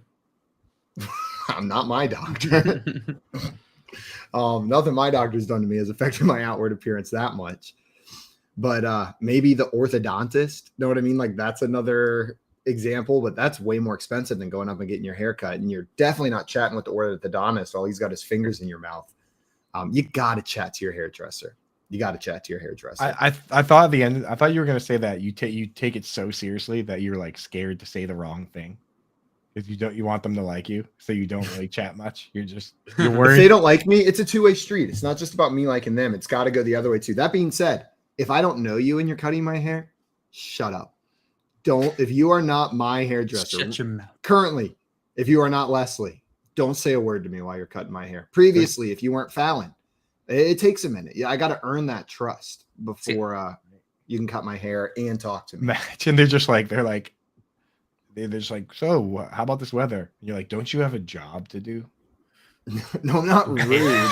I just don't know what to say. Pay attention. Simon just stares. He just doesn't say anything. I still tip them nicely. I'm polite. I'll give them feedback Stares about at the their cut. eyes through the mirror. Doesn't sound like it. Sounds like you're sitting there you ignore their questions and then you just say like, is that the right comb? That's not the comb Fallon would use. Do you want me to call Fallon? I'm picky, not a dick. I'll call her right now. You FaceTime in your other old barber. Your old barber. Like, can you tell them how to do it, please? It's like my dad's favorite show is The Big Bang Theory, and Sheldon, the main character, has now come up twice this week. He was adamant that he has haircut records, and whenever his person who cuts his haircut stopped and he was going to someplace new, he was like, "Did you get my haircut records from the other place?" My mom told me they had my haircut records, so you can just reference those, and then I'll get the same haircut. I wish I had haircut records. I think I do have haircut records, honestly. I do. I pull it up every time I go. Say, I want this. Do this. It's just an old picture you took on your phone. I always just pull up a picture of David Beckham and be like, make me look like him. Yeah. There's a tip in it for you. See, I, unlike you guys, don't have a dedicated barber. The shops around here, I did at one point, but the shops around here don't do that. So I don't have a dedicated person. I get a new person every time, and it's like a crazy game of roulette here. You're just out there rolling a 20-sided die. Yeah, I have no idea. It could be weird. It could be crazy. I had one lady a couple times ago was talking to me about the most wild things. And the thing that bothers me about when they talk, it's It sounds so terrible. Is when they talk to you while you're getting a haircut is when they stop. And I'm sitting there longer in the chair because you want to stop. I'm like, come on. Like I want to talk, but it's also like this is a transactional thing, right? It's a transactional relationship. Typically I'm trying to fit a haircut into my schedule, which isn't super free all the time. So I'm fine with it. I'm fine talking to the barber, but honestly, I don't have a strong stance on this one. I can go either way. I get it. Also, I find it hard to believe that if you called the barbershop or you get your haircut and said, I'd like to schedule an appointment with Tony, that they would say, nope, it's a random draw when you come in. Like, I bet if you asked for a person by name, they would give them to you. I don't call. I do the online appointment. So they don't have an option on there. Gotcha. Oh, really? That is wild. That's, to me, wild behavior. Some shops do. I don't know.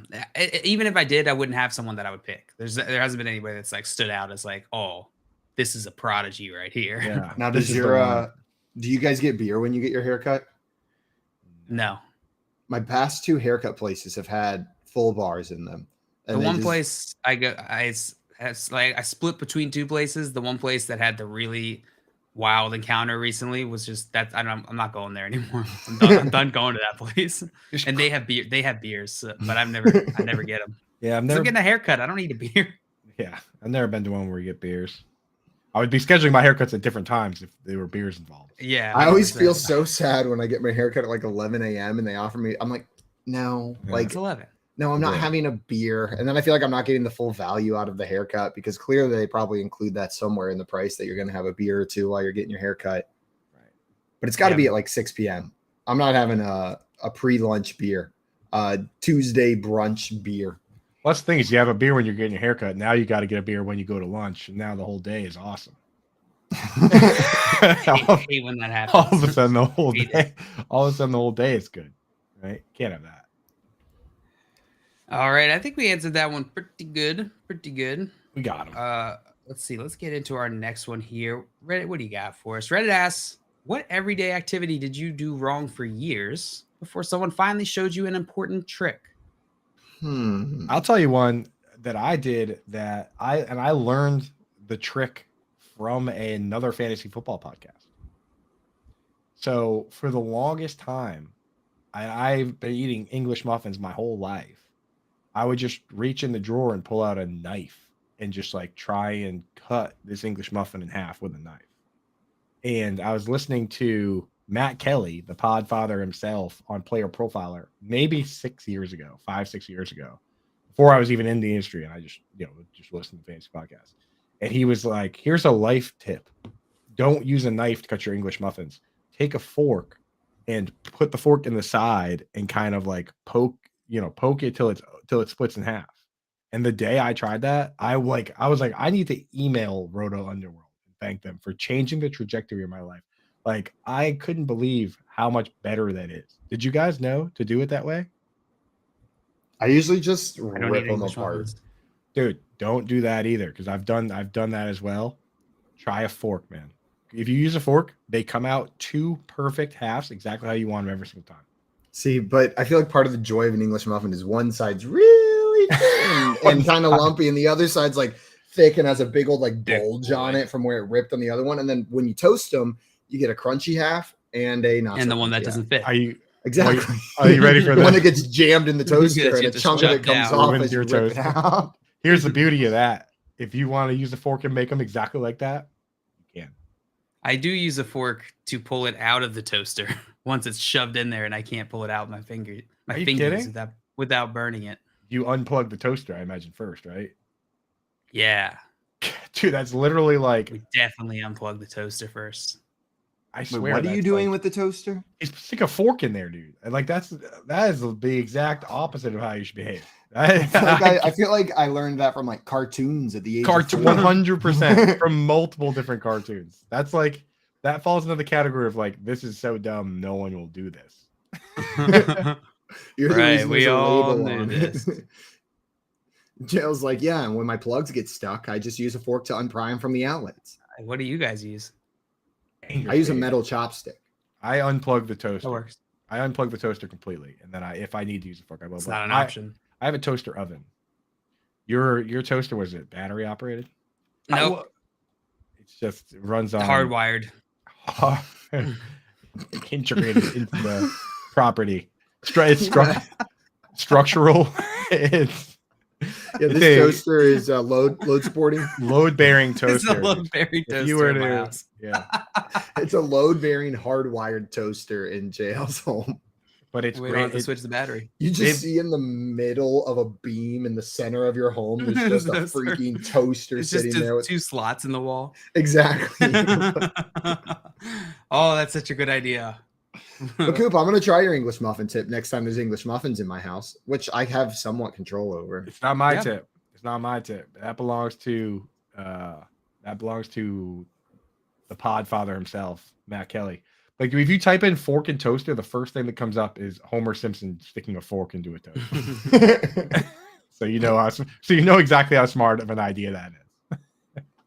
Joey said toaster ovens are the worst. The only fight my wife and I have had in our marriage was because of a toaster oven.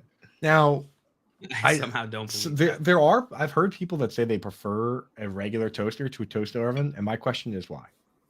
Here's my answer. What's a toaster oven? Just the one that doesn't have the little slots? Just like the tray? Like a little You guys tray. called that a convection oven? Convection's a style of cooking and it does use convection cooking, but so does your big oven. It's just like a smaller version of your big oven. I like both. I think sometimes a toaster oven's better, sometimes a toaster's better. I mean, for bagels, toasters got to be the move. It's the same. But toaster oven, if you're making like a peanut butter bagel, maybe toaster oven. You put the peanut butter on first? No, It melts all over the inside of Yeah. No. Oh, man. That'll change your life. Here's what you do, Coop. Go buy yourself a box of Eggo waffles. Okay. Get one of those whatever you call them, toaster oven guys that you can put the tray in. Put peanut butter on top of the Eggo waffle. Put it in the toaster. Toast it until the He's peanut telling the butter's like truth. lava. Oh, it's so good. I could see that with the Eggo because the Eggo has the individual so when it melts it goes into the fingers, right? Yep. You know what I'm saying? The official name. I could see that. Yeah, the official fingers. The thing is with the bagels, they don't have the fingers, or the fingers are limited. They are at random. Might get a little more messy, but the premise is still the same. I will typically I would dismiss your ideas almost immediately and probably make fun of them. But this time, it's fair. I think I'm actually going to try that. Let me know. Good. My my everyday activity that I did wrong for a long time until somebody watched me has to do with laundry. I didn't know how many dryer sheets went in the dryer whenever you did it. Apparently the answer is 1. How many? Which makes me think you went too high. They came, which makes me think how high did you go? They came in very big boxes, okay? And they kind of pull out just like Kleenex. So I would just grab a handful of dryer sheets. Many? I don't know, 5, 6, 7, just however many I grabbed. And I would spread them out and I would throw them in the dryer. So there'd be 5, 6, 7 dryer sheets. Also, apparently you don't have to fill the cup of detergent all the way to the top whenever you're doing laundry either. You just need a little bit. Says max. So you must have very clean. You filled it past Matt. You just ignored the line and you went all the way to the top of the I was it was not a glass good at of milk. Another even more embarrassing one probably is for months. I did my laundry with fabric softener that I bought at the grocery store until somebody told me that it was not detergent. This is fabric softener you're washing your clothes. Not detergent. That's all I can tell you. It's apparently not cleaning my clothes. Have never used it because I don't know how and I'm too afraid. Here, I'll show you. You just dump it in. It works pretty well. But so the amount of detergent, fabric softener is different than detergent, and you're only supposed to use 1 dryer sheet are the things I learned. You must have been the most fragrant boy. Just, way too much of everything, dude. I mean, when you put that much detergent in there, how clean was the floor in front of your washing machine getting with all the soap that was coming out? No bubbles, but I've always dreamed of having a Little Rascals moment where the washer overflows. And you're just sitting there in your pajamas, covered in bubbles. Let me tell you, Leanne comes home. Oh no! It's not the slippery fun that you think it's gonna be. Right, but at least while you're pissed and dealing with the stress, you're covered in bubbles. It's super fun if you rent. Super not fun if you own your home. Right. I see Albert in the chat. What's up, Albert? Good morning. What up, Albert? What up, dog? JL, what have you learned? What everyday thing were you doing wrong? I can't think of a single thing. So Is it hard being perfect? it's sometimes. Is it hard being unwilling to change? It's one of the two. Definitely. So let's get on to our next question here. Our last Reddit question. Reddit asks, what made you realize you were getting old? Made you realize you were getting old? Oh, God. The unending passage of time. Always marching forward relentlessly. We're just relentlessly ticking away. Waking up at 8:30 on Christmas. Know what I'm like? I used to wake up at 5 a.m. on Christmas. I was freaking hyped every time. I wasn't sleeping. We were even when some of the magic had left, in case there's any children listening, I was still waking up at 5 a.m. just because of the idea of it. I love Christmas. Don't get me wrong. I like spending time with my family, but I'm not waking up naturally at 5 a.m. anymore. That like childhood joy and wonder is gone. I'm waking up and I'm still sleepy, and I'm going to shower and poop and brush my teeth and like change into my clothes and get ready for the day before I walk out for Christmas now. That's fair. For me, I mean, there's a number of things, like the flight home from Vegas this week made me realize that like maybe we shouldn't go out to the club until 4 a.m. But I think you know what I mean. And then my roommates in Vegas probably would have said the same thing. That maybe that I shouldn't have done. I don't have to ask them. I don't think they minded. They were asleep. Very cool. That's a good thing. But I think that another conversation I had this weekend with Scott Fish and you guys made me really realize that I'm like an old dude now. And Simon, you were part of this convo as well. Where we were talking about like our hobbies now.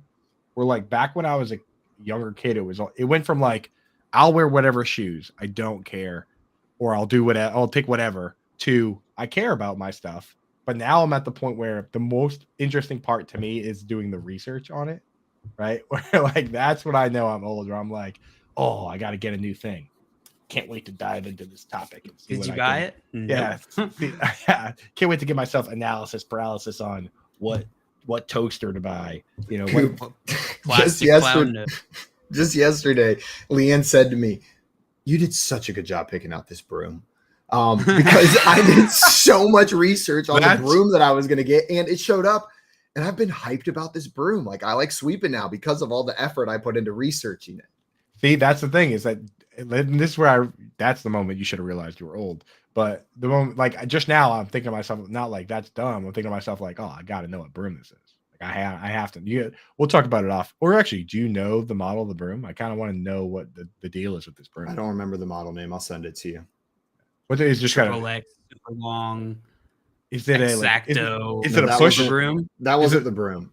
Is it a push? Those broom? adjectives were for my other thing that I researched. Same card. I must have got it. Is it for if it's a push broom, or is it like a? It is a standard. It's a ride-on broom. It looks like it's like full black with a yellow knob on top and a little yellow thing, and it's got a dustpan that like it sits in, like a standing dustpan that it clicks in. And this broom, I don't know what it is about those bristles, but they just work, man. It's just smooth. They don't leave the little droplets behind. Every stroke of it is satisfying because you just see nothing but clean floor behind it.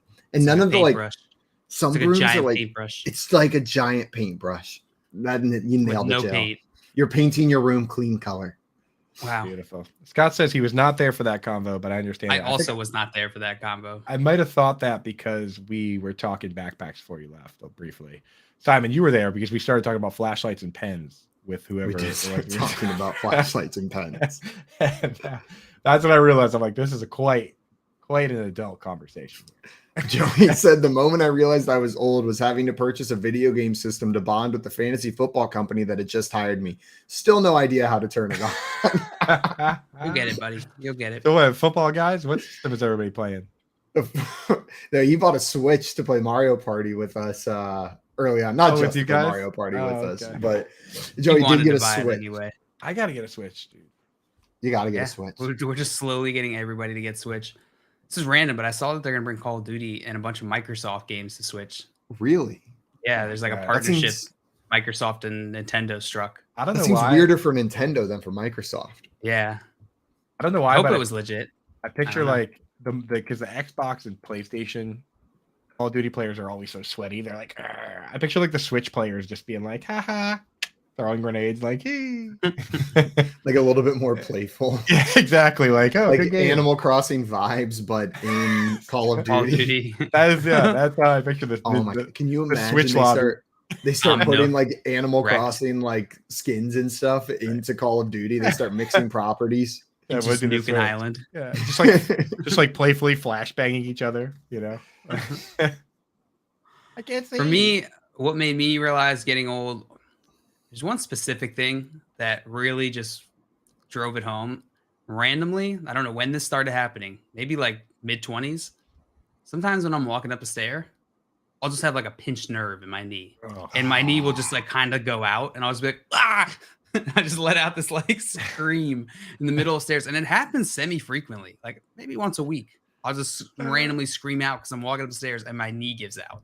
Just like in the war movie when that one dude gets sniped and then they're like, oh, sniper fire. Like that's you. Going Yeah, up the that's stairs. me every time. It's like, "Ah." He's I've been tumbling hit. down the stairs.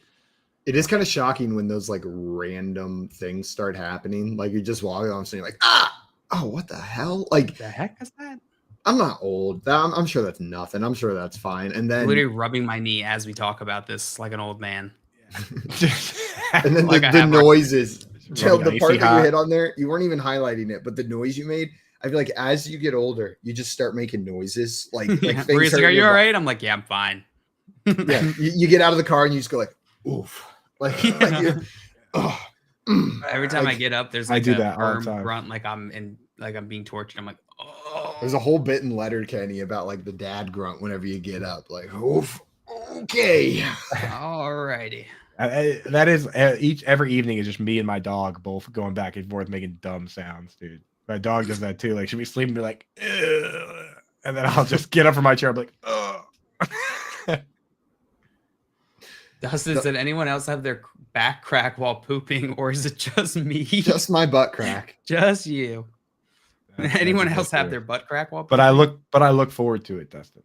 Can't wait. I look forward to the first time. Is it purposeful, or you're just pooping and all of a sudden you're like, ah? It's the posture. And guys, I'm going to tell you the solution to poop posture. Sit backwards. Sorry, like, what? like in a chair? Whenever you're sitting on the toilet like this, of course you're going to slouch like this. But if you turn around backwards and use the tank as a little table, you're going to sit up straight the entire time you're pooping. So, Dustin, if your back's popping, sit backwards, straddle it. Have you That actually toilet done is this, your horsey. Keith, can you cut Simon's feed? Simon, have you done this? Can you confirm? You know what? Innovators have always been shunned whenever they bring their Simon, innovations to have light. you I'm done just this? letting you know. I just picture you like. Do I do you it know, often? No. I just picture you with like a book Have I done it? on the back of the toilet, like just Coop, like. and that's exactly when I do it. Oh when it's a my book, god! when it's a book that won't hold itself open. Know what I mean? Like a fresh paperback where like I need both hands to keep it open. We're turning around and setting it down on the table because then you can just use one hand to hold it shut with the table as the backdrop. I think I would die and go to heaven if I accidentally opened a bathroom door and you were sitting there reverse toilet seating. The thing you don't talk about though with sitting reverse on the toilet seat, because you know we talk about it all the time, is Yeah, of just think about the logistics of it, where your legs are. You have to get full nude. Bro, what in the hell, dude? Come on now. I mean, like, I guess you don't have to get full nude. You can leave your shirt but on, but like then you look weird if you're You at just like least gotta sitting there get with nude just on Wait, your wait, wait, shirt wait, on. wait, wait. Why do you got to take your shirt off? Though? Well, that's what I'm saying. Is because if you're just sitting there poo bearing gotta it, put you on look a your little swing weird. cap. So I you think- just take your shirt off so that you're full nude. Maybe Yeah, I were think you getting got to a leave shower.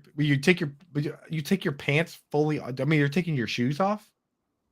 You can leave No, your you can leave shoes your shoes on, on. but like the pants have to come off. You can't straddle the toilet with. That's your what pants. I'm saying. Are you You're the taking type of your guy that pants- tries to take your pants off without taking your shoes off, Coop? I almost always take my Every time shoes. it's a struggle. I almost always take my shoes off before I take my pants off. There you go. You take your pants off with your shoes still on? You tell Very me you rarely, never but tried that. there's a situation like if I've got my sweatpants on and I realize I want my gym shorts on and we're running out the door and I got sneakers on. And I think I can do this. Yeah. I just pull the sweatpants off, try to pull the gym shorts on, and we go. And every time it's like, wow, this took way longer than if I had just taken my shoes off. Of course, everyone's tried to do that, dude. It obviously doesn't usually go well, but like it's only certain circumstances. So let me get this straight. You go in the bathroom, you take your pants off, leave your shoes on, then you take your shirt off for some reason, and then you sit backwards on the toilet and you read a book. Making sure you didn't miss any steps there. I guess I don't always have shoes on to start.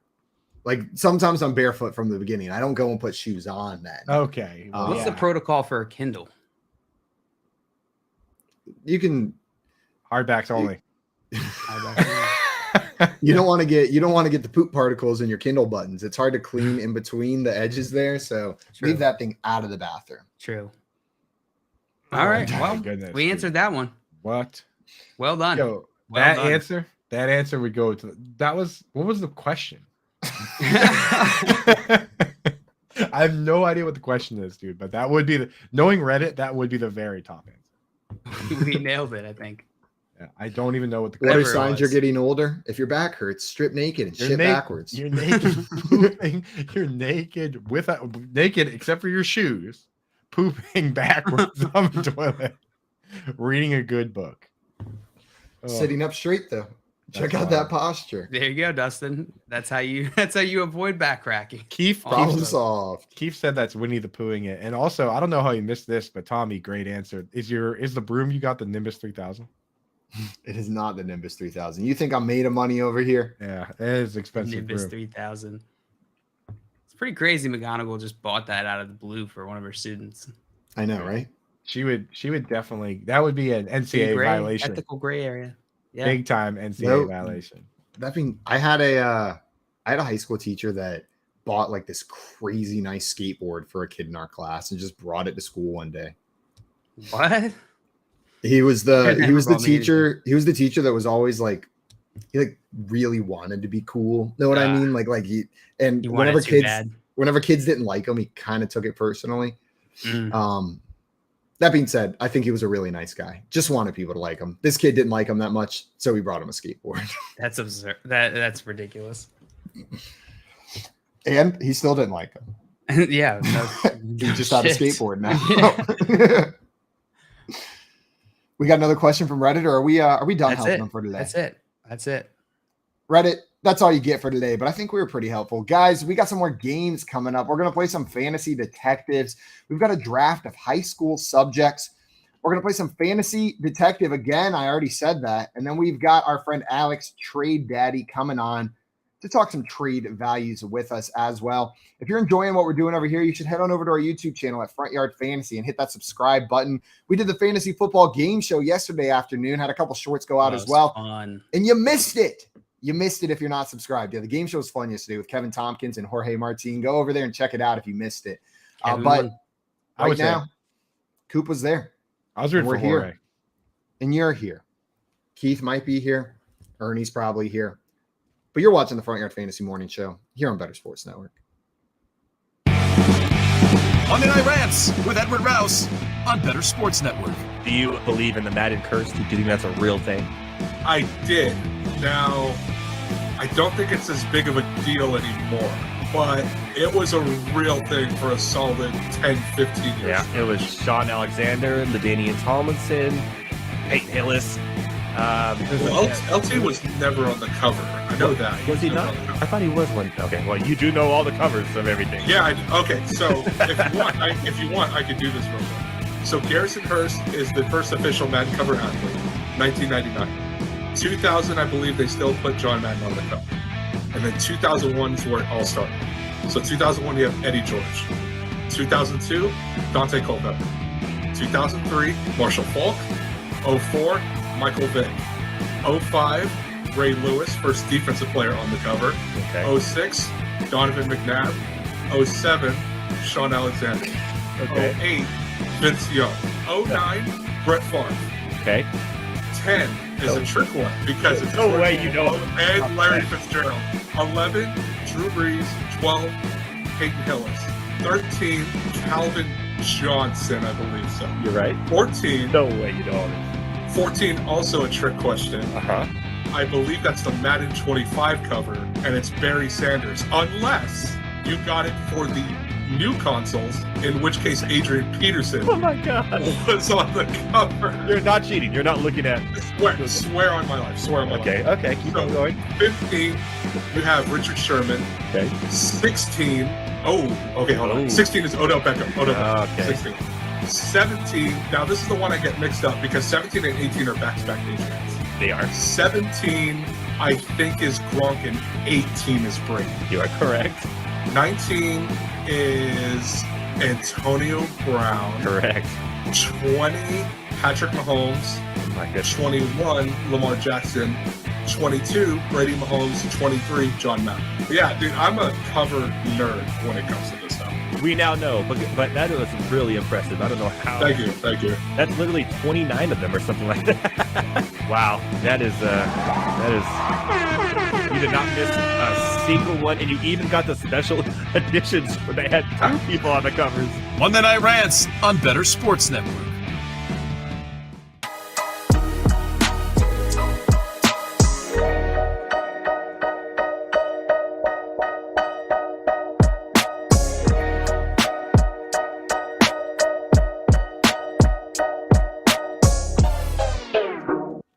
What's up, everyone? Welcome back to the Front Yard Fantasy Morning Show here on Better Sports Network. Sometimes I just forget about that little pig dancing on the screen, and then I look up and I see a chunky little porcine doing a dance, and it makes me happy. Thanks, Tommy. Thanks for the happy little pig. We got Adam in the chat coming in saying, has anyone seen The Last of Us show on Hulu? Fantastic show so far. I've watched the first 2 episodes, and I'm with you, Adam. Really good so far. But I like it so far as well. I think I'm 3 episodes in, 3 or 4. Which show? There's 4 out, right? The Last of Us. I think on there's HBO. 5 out. I gotta check that out. I definitely am not caught all the way up to date. I think I No, just finished episode 3 like last week. We'll get caught up and then let you know our full opinions, Adam. But it's been awesome so far. Yeah, as we're about to get into a draft here, a high school subjects draft. All the different classes that you could have taken in high school, we're going to start drafting them based on our favorites. See who comes up with the best team here. Let's randomize some draft order. Coop, do you want me to randomize you first? Randomize me up, Captain. Okay, 1 to 3. You're going first. Coop's got the first overall pick. Dale, do you want me to randomize you or me? You. I got the second pick, and Jail, you got the third pick. So the order is Coop, Simon, JL. In that order, Coop, you got the first overall pick. Any high school subject, the board is yours. What was your favorite high school subject? Now, am I allowed to pick extracurriculars? Like, can I pick like football? Can I pick sports? Like a class is what I was. Okay, so no like team sports, none of that. I mean, if Team it's a sports class, I had a team sports class at my school. Ooh, that what you was can that? take, but it's not just football. It's like a rotation. It's like basically a version of gym. I also had team sports and solo sports at my high school. Well, I didn't have that. Like so weightlifting I'm gonna play it safe here and take gym. That was my favorite. That truly was my favorite class by far. Like, even if I was going to like blow off most of the day, I would show up for gym. Because I will say the rules of this draft are, it's not going to be necessarily overarching. So by taking gym, you're not taking all of the gyms. You are taking the generic gym. Yeah, General P. Yeah, General P. Yeah. Like if I wanted to take weightlifting, I would still take weightlifting. You could still take. You could take weightlifting. Yeah, go ahead, have it. Yeah, I'm taking gym, dude. Gym just because I was an all around guy, so I want the all around one, dude. Doesn't matter what it is.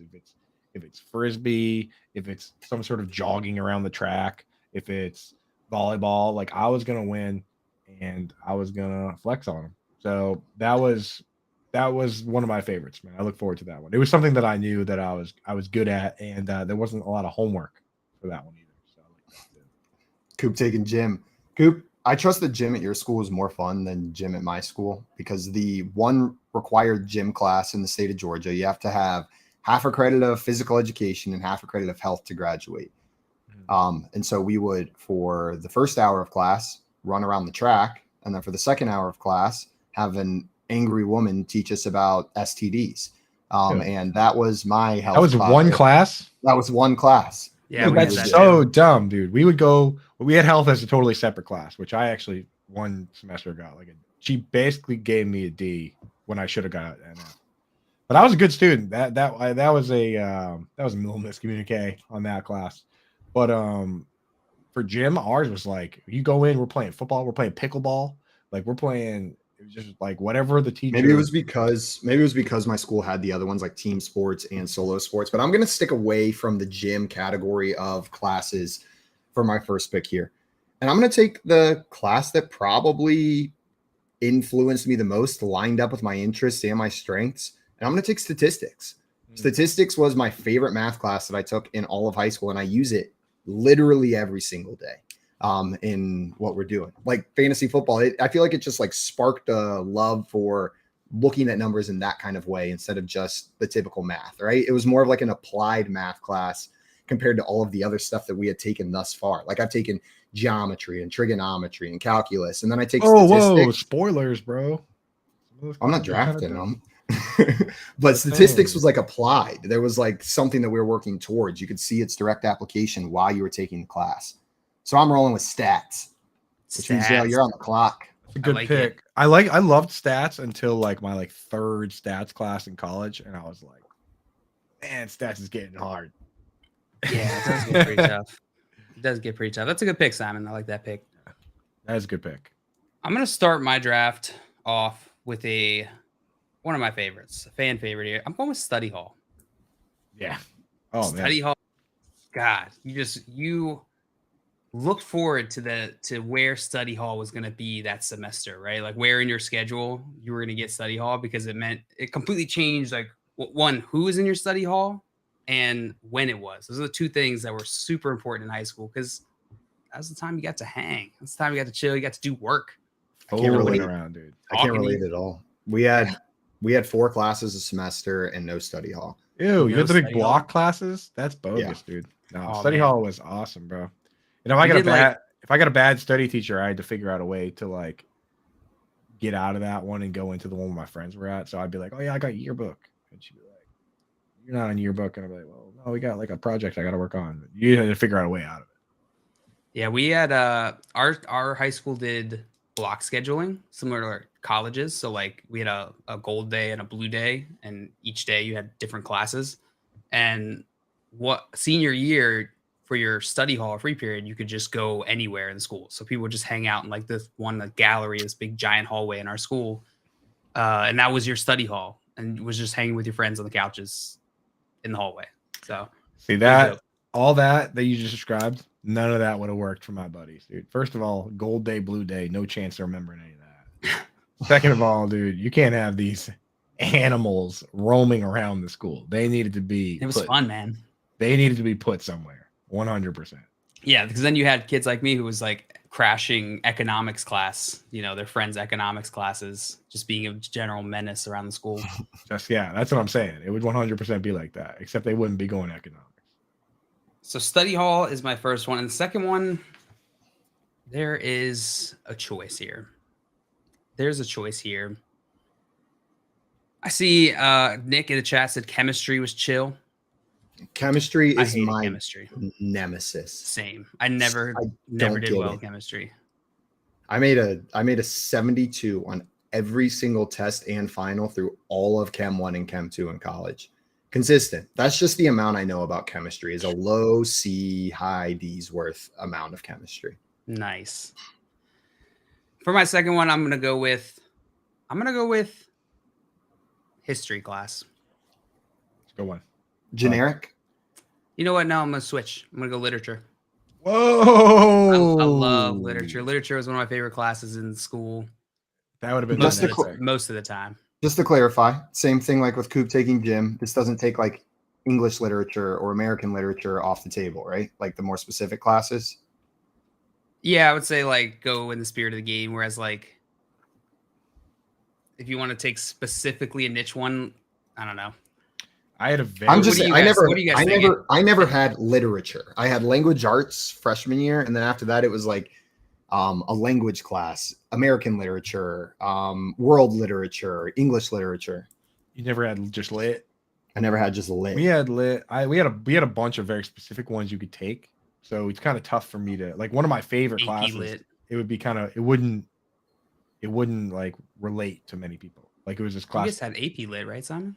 We did have AP lit. I guess that counts. There you go. I took AP lit. You can't. But yeah, I tap. guess you could take if you want to niche down. That's fine. You could. Yeah, if you think it's But- if you think it's specific, if it's different specific enough, then yeah. Yeah, if you're doing it just to try and get literature as well, then I'd say no. I'm not one to try to cheat the game. I was just Yeah. asking right here. Yeah, And, I believe that. and I love the pick, JL.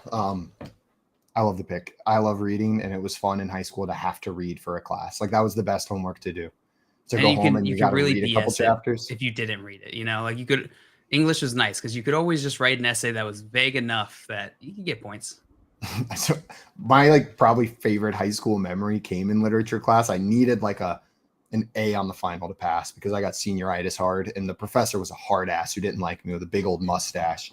And he He handed out the didn't like final. you with a big old mustache. He liked Yeah. you with a clean face. No, actually, he had a heart attack my senior year and came back without a mustache and still didn't like me. And everybody joked that I gave him the heart attack because he didn't like me, which was not a funny joke. But it's the final exam. He's Maybe handing out true. the papers back, and I get mine back. There's a 95 on, and I walk up to him. I'm about to cry because I thought I wasn't going to graduate and go to college. Like, this is senior year. I go to shake his hand. I'm like, thank you. And he looks at me, still doesn't like me. He goes, don't thank me. You wrote the paper. And then I just and I was like, we're walking out on that note. The reality is he realized you would have to take the class again, and he just didn't want you there. He's like, I gotta get this kid out of here somehow. Literature was going to be my next pick. I might have niched down to a specific one, but I'm going to go with my heart here. I'm going to go with the class that I took every single day from the 6th grade through the 12th grade. There's only one Spanish. class that I took. No, and I quit Spanish pretty early in high school Latin. because the reason I stopped doing Spanish was because this class was during the time period for Spanish too. And so I switched to Latin because this class was so important to me. Orchestra.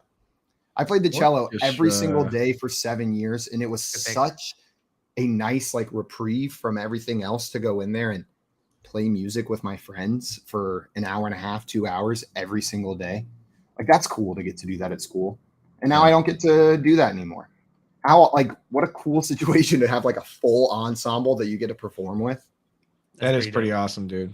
Especially if you imagine you probably ended up with some friends there too, because if you play That was my primary friend group was the cello section. That's gotta in be high fun, school. man. Yeah, that's gotta be cool. I never really played an instrument though. I did have music classes. I took this class called hand drumming. That was pretty much just a blow off class. 0% surprised by that. Exactly. That's pretty good, Joe. I didn't know you took it too. Yeah, the hand drumming teacher was like, "All right, is everybody high? All right, now we can begin. All right, now we get started." Yeah, that class is interesting. Yeah, can I take lunch? That was one of my favorites, and we actually did that one every day. That's not a class. That's part of the class. Right? I mean, dude, something you do that you have to do to eat. Study hall is a class that you can sign up. Not really, dude. That's my school was. You didn't even sit in a room though. You just walked around. How is that? If you're a senior, yeah, but otherwise you're in a room. I want to take it back a notch, Coop, And before we also argue too far on this. I'd argue Study there's hall showed up on your class as a schedule, even if in premise they're the same thing. Study hall and lunch. Study hall was something you signed up for. Lunch it exists for every student in the school. Look, sound like there was a little more structure to my lunch than there was to your study hall. That's all I'm saying. Does structure define a class, or does a class being a class define a class? I think the class is in the Class. structure. Dude. Yeah. Okay. Well, in that case, so I got to pick things we're actually learned in now. You don't have to learn. It just has to be a class. I mean, I spent a lot of time in most of my classes learning. I think what I'm going to take is I did enjoy world history. So that's one I will take. I like all the histories, but I think my number one favorite is world history. I like US history is kind of get in the weeds a little bit with stuff that nobody should care about. You get deep into the muckrakers and stuff. It's just I don't care too much about that. Give me the big events. I want the big things. World War II, So yeah, give me World War II. I like that pick. And There's some other ones that I want to take that I enjoyed, but I was not good at them, which did make me a little bit sad. Like I wish I was better at art. I was just never good at it. I'm gonna take, since I can't take lunch, I'm gonna take cooking. I like to get in a little snack. Plus, I met one of my girlfriends in that class, which was tight. One of them. Cooking class. Yeah, What was the first one you took?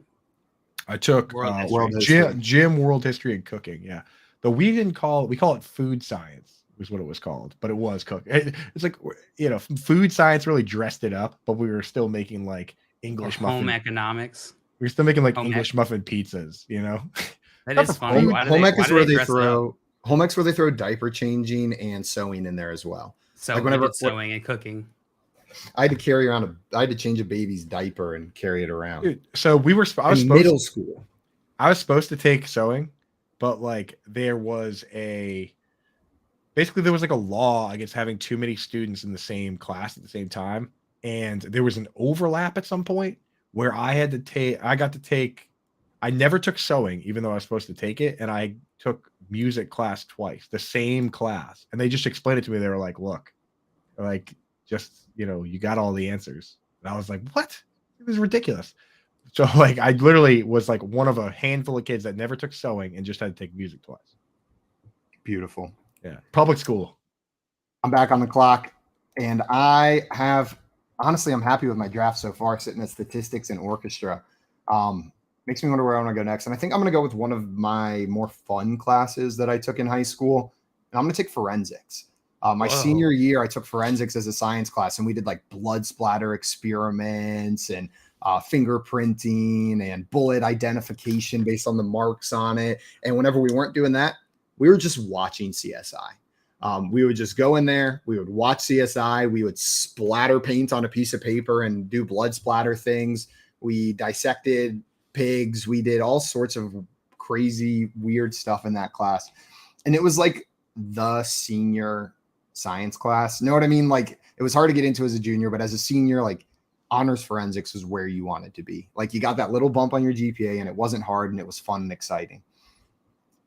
I didn't know we could just make up classes. I would have made something up earlier. He took it in high school, so I don't think he made it up. How do we know? How do forensic skills to figure that one out? How do I know he took it? I don't know. What sounds more real as a class, forensics or cooking? You didn't even say food science. That's true. I didn't even take cooking. I took food science. I took forensics. Joe, where are you going here? All right, my next two picks here. This is tough. I think I am going to. Do I want to take art? Yeah, it's a great pick. Art was not as fun. It's not as fun as it sounds. Music was a lot more fun than art. But I'm realizing I have zero memory of the art teacher at my high school. I don't think I took art in high school. I took art in other schools. Me too. All right. My first one, I'm gonna go with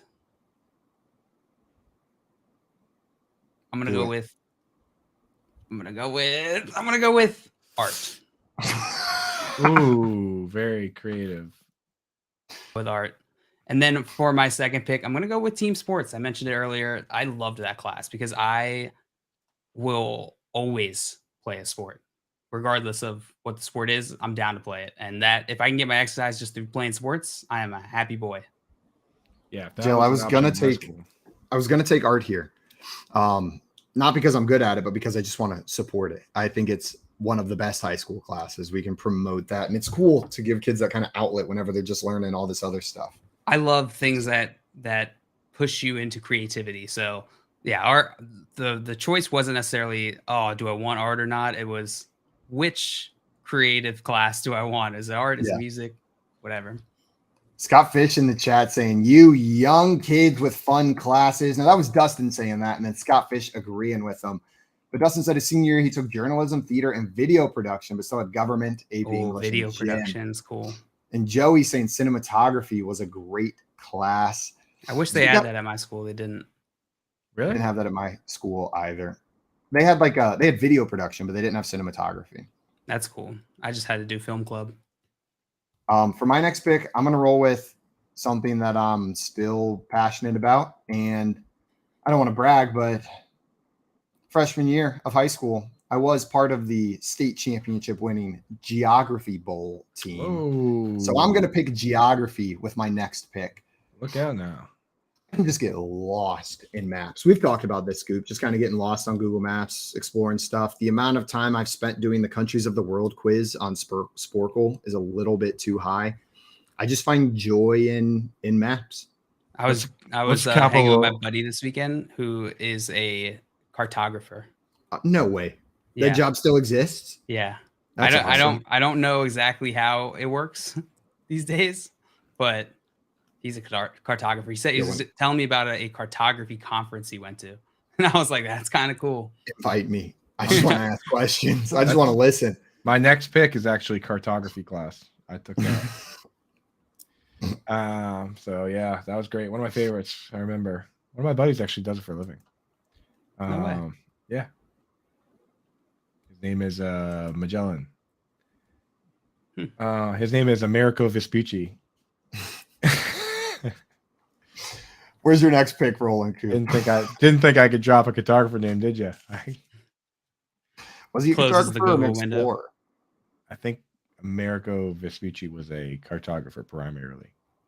I know he discovered the Americas, right? That's why they're named. Look, this isn't really a facts show. This is more of an opinion show. Clearly did not take cartography. Yeah, I kind of blew up my own spot there with the cartography thing. I gotta let me see. Joey said knows world geography, gets lost in a 2-block radius in Canton, Ohio, 100%. or driving home from the airport that's 5 minutes away. I'm more big picture. Little picture, not so good. I can identify things on the map. You're just good at identifying shapes, basically. Ask me where the Czech Republic is. I got you. Drop me off in the Czech Republic. I'm screwed. All right, I'm gonna take a couple classes here. These are probably my last two, right? Yes. Okay. So one that I'm going to take that I gotta decide if I want to pick ones that I was good at or ones that I really enjoyed. I'm gonna take two back to back that have kind of shaped where I ended up now, which is crazy because I didn't really take this kind of stuff in college. In college, I went for like business, but then I've come back to use both of these classes that I took in college a ton, in high school a ton. So one of them is journalism. So I'm taking that one. And the other one is this class I took called Humor and Satire. That was literally just about, like, we would just read all these like awesome, funny, we only read one book. It was mostly like short stories and poems and stuff, but like all this funny stuff. And our homework would literally be like, why don't you write a funny story, write a funny poem, like write a poem. We would like read like Shel Silverstein, all these funny poems. We'd be like, come back, write a funny poem. So it's like that kind of stuff showed me how, like, different ways that you could be funny in your writing, which I still try and use that today. Not as funny as Shel Silverstein, but do my best. I wish you hadn't, after my last pick, said I can just start making shit up now, because now I'm not believing that this is a real class, Coop, because that sounds sick. Look it up, dude. Mr. Holder, Mr. Holder's Humor and Satire class in North Attleboro High School. No, that sounds awesome. And it pairs well with journalism. I feel like you took like a duo pick down there at the end. John Luke, it's your last pick. You got to follow journalism and humor and satire from Coop. Oh, but it's my pick first. I almost skipped myself and went straight to you. Almost pulled the Vikings. I did almost pull the Vikings. I'm rolling with physics in this one. I took multiple physics classes in high school, and I thought I wanted to go into physics. When I started applying to colleges, I was like, I'm going to major in physics and then go somewhere else after that. And then whenever I was like, no, I want to do engineering, I found a degree called engineering physics. Then I was like, oh, I can do this. And then I was like, nah, I'll just go into engineering. But physics was always interesting. We got to do fun experiments in class, like dropping bowling balls on the tables. There was one day where we went outside and he got one of the students to get in their car and then slam on their brakes and skid. And we measured the skid marks in the parking lot to like see how long it took them to stop. Like it would not be allowed today. No, not a chance in hell. You're going to let a student drive their motor vehicle and then skid? Slam on the brakes and come to a skid. I feel like What if they physics teachers are the only teachers that can get away with that stuff. Like there were like multiple tables broken by bowling balls and Yo, students physics skidding teachers in are the so parking lot. weird. I'll never forget at Clemson, there was a theoretical physicist. I can't remember his name. He was in I'm pretty sure he's in the Cosmos. Like Neil deGrasse Tyson takes him out on a boat and interviews him. It's his professor, and he would just walk around the reflection pond talking to himself. In the pond? No, around it. Like around, like you just see him on campus, just like sitting there, like talking to himself, about physics stuff. Doesn't he know that? Doesn't he know that you're supposed to do that in the shower like a normal person? It's not. I guess not. Physics is a subject that I feel like I should be good at, and I've always been terrible at. I think I missed the first part, got lost, and I couldn't figure it out. You missed the first hand. You missed the first handful of formulas, and then everyone's then everything was just gone from then. I couldn't figure it. I couldn't pick it back up. That was me for my entire electrical engineering degree. I missed circuits 1. I really didn't learn much in there, and then all of a sudden I'm like, oh shoot, I gotta fake it for the rest of this degree. That was super important to learn. JL missed velocity day, and then the rest of it was just a nightmare. Right. E equals MC squared. Everybody knew what that was. They kept saying mass, and JL was like, what the hell does this have to do with Catholics? Oh, dude, I totally forgot about woodworking. I would have picked shop for sure. God damn. Well, JL, what's your last pick going to be? It's me. All right, my last pick. Problem, it's me. Sorry. I want to go computer science. I'm going to go computer science. Good pick. It's a good pick. I knew that could wait until the very end. I thought about waiting for the very end with forensics because I figured no one else would take it, but I had to follow my heart. JL, you had computer science courses at your high school? Yeah. That's I took AP awesome. computer science. We did not. I think you could take it online at my high school, through Georgia Virtual School, but I don't think they offered it in person. Yeah. We had one teacher, I think, that taught it, Mr. Mutiga. What up? Shout out Mr. Mutiga. Well, guys, a recap of our teams. Coop had the first pick. He went gym, world history, cooking, journalism, humor, and satire. I had that middle pick. I went statistics, orchestra, forensics, geography, and physics. JL down there on the other end with the third pick took study hall, literature, art, team sports, and computer science. One of these things is not like the other. Which one? Study hall is not a class. Yeah, there you go. Dude, is no one gonna acknowledge that Joey said Mario cartography in the chat? Pretty good. That's And Scott Fish said, do you just sit there quietly? Are you allowed to leave? Is it a free period, or do you actually have to sit in the room and work? Asking about the study hall. At my school, it depends. I think it depends, one, on your teacher and on the school. But if you weren't a senior, you did have to stay in the class and work. So you would just be kind of hanging out, but you could listen to music. You had to do the seniors' homework while they were out in the hallway hanging out. Yeah. That was the system they had set up. That was exactly what it was. Yeah. Makes sense. Well, guys, we'll throw these up on Twitter for you to vote on who has the best team here. And we got some more games coming up. We're going to play some Fantasy Detective. And then our friend Alex, aka the Trade Daddy, is joining us to talk some offseason dynasty trade values. Right now, you're watching the Front Yard Fantasy Morning Show here on Better Sports Network. Front Yard Fantasy with Simon, JL, and Coop. Sell me on doing away with the 2-conference system in the NFL. Is it really a sale whenever this is something that's commonly agreed upon? I'm selling you on water being wet. I'm selling you on something that is objectively true right here. We look at teams at the end of the season and we go, how the hell does one team have such an easy schedule while another team is just absolutely getting obliterated? And that's because of the 2-conference system, because the division system feeds into this conference system. It's a symptom of the greater problem. These divisional matchups, you're telling me it's fair that the Buccaneers are in the playoffs after playing the Panthers twice, the Falcons twice, and the Saints twice this year? That is unbelievable. There are multiple more deserving teams every single year that, because of this system where we silo them into random groups, it determines the order. And yes, originally this was geography based, right? We had these divisions, they were geography. It's 2023, my dudes. geography doesn't matter whenever it comes to the size of the United States. These teams can travel anywhere. They don't need to geographically locate them in divisions or conferences to make the games make more sense. If USC can be in the Big Ten, why the hell can't Miami play San Francisco every year? It can happen. They've got more money than these colleges and they're not taking classes. All it does is create an ecosystem where less talented teams can get rewarded for playing in weaker divisions and more talented teams are punished for continuing to improve.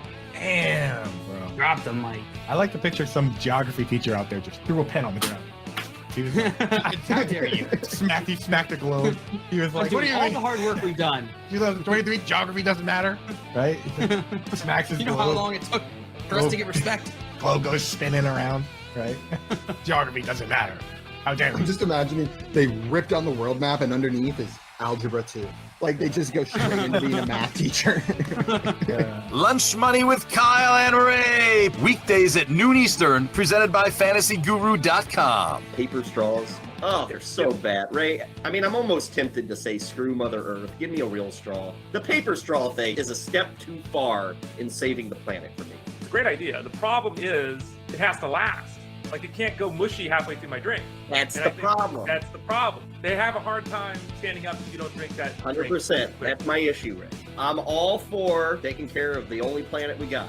But, Ray, some people like to drive a lot. I don't. I don't get on them for they have to drive 20 minutes to work every day. Can I just get a plastic straw? Like, I think, Ray, we should be able to pay for a card that says, I don't drive every day, so they said I could have this kind of environmental impact by getting a plastic straw. I am in favor, Ray, of government-issued plastic straws if I have the proof that I'm worthy of such a thing. If you want it, you get it. It's kind of like the clear pass. You know, Yeah, the there you go. airport. Okay. Like, Ray, I'd be willing to pay an extra $2 a year, and I get as many plastic straws as I want when I go out to the restaurant. And the $2 goes toward cleaning the oceans or something. Yeah. Yeah, okay. That's not a terrible idea. Not terrible. Call, chat, enter contests in real time. It's Sports Talk 3.0 with Better Sports Network.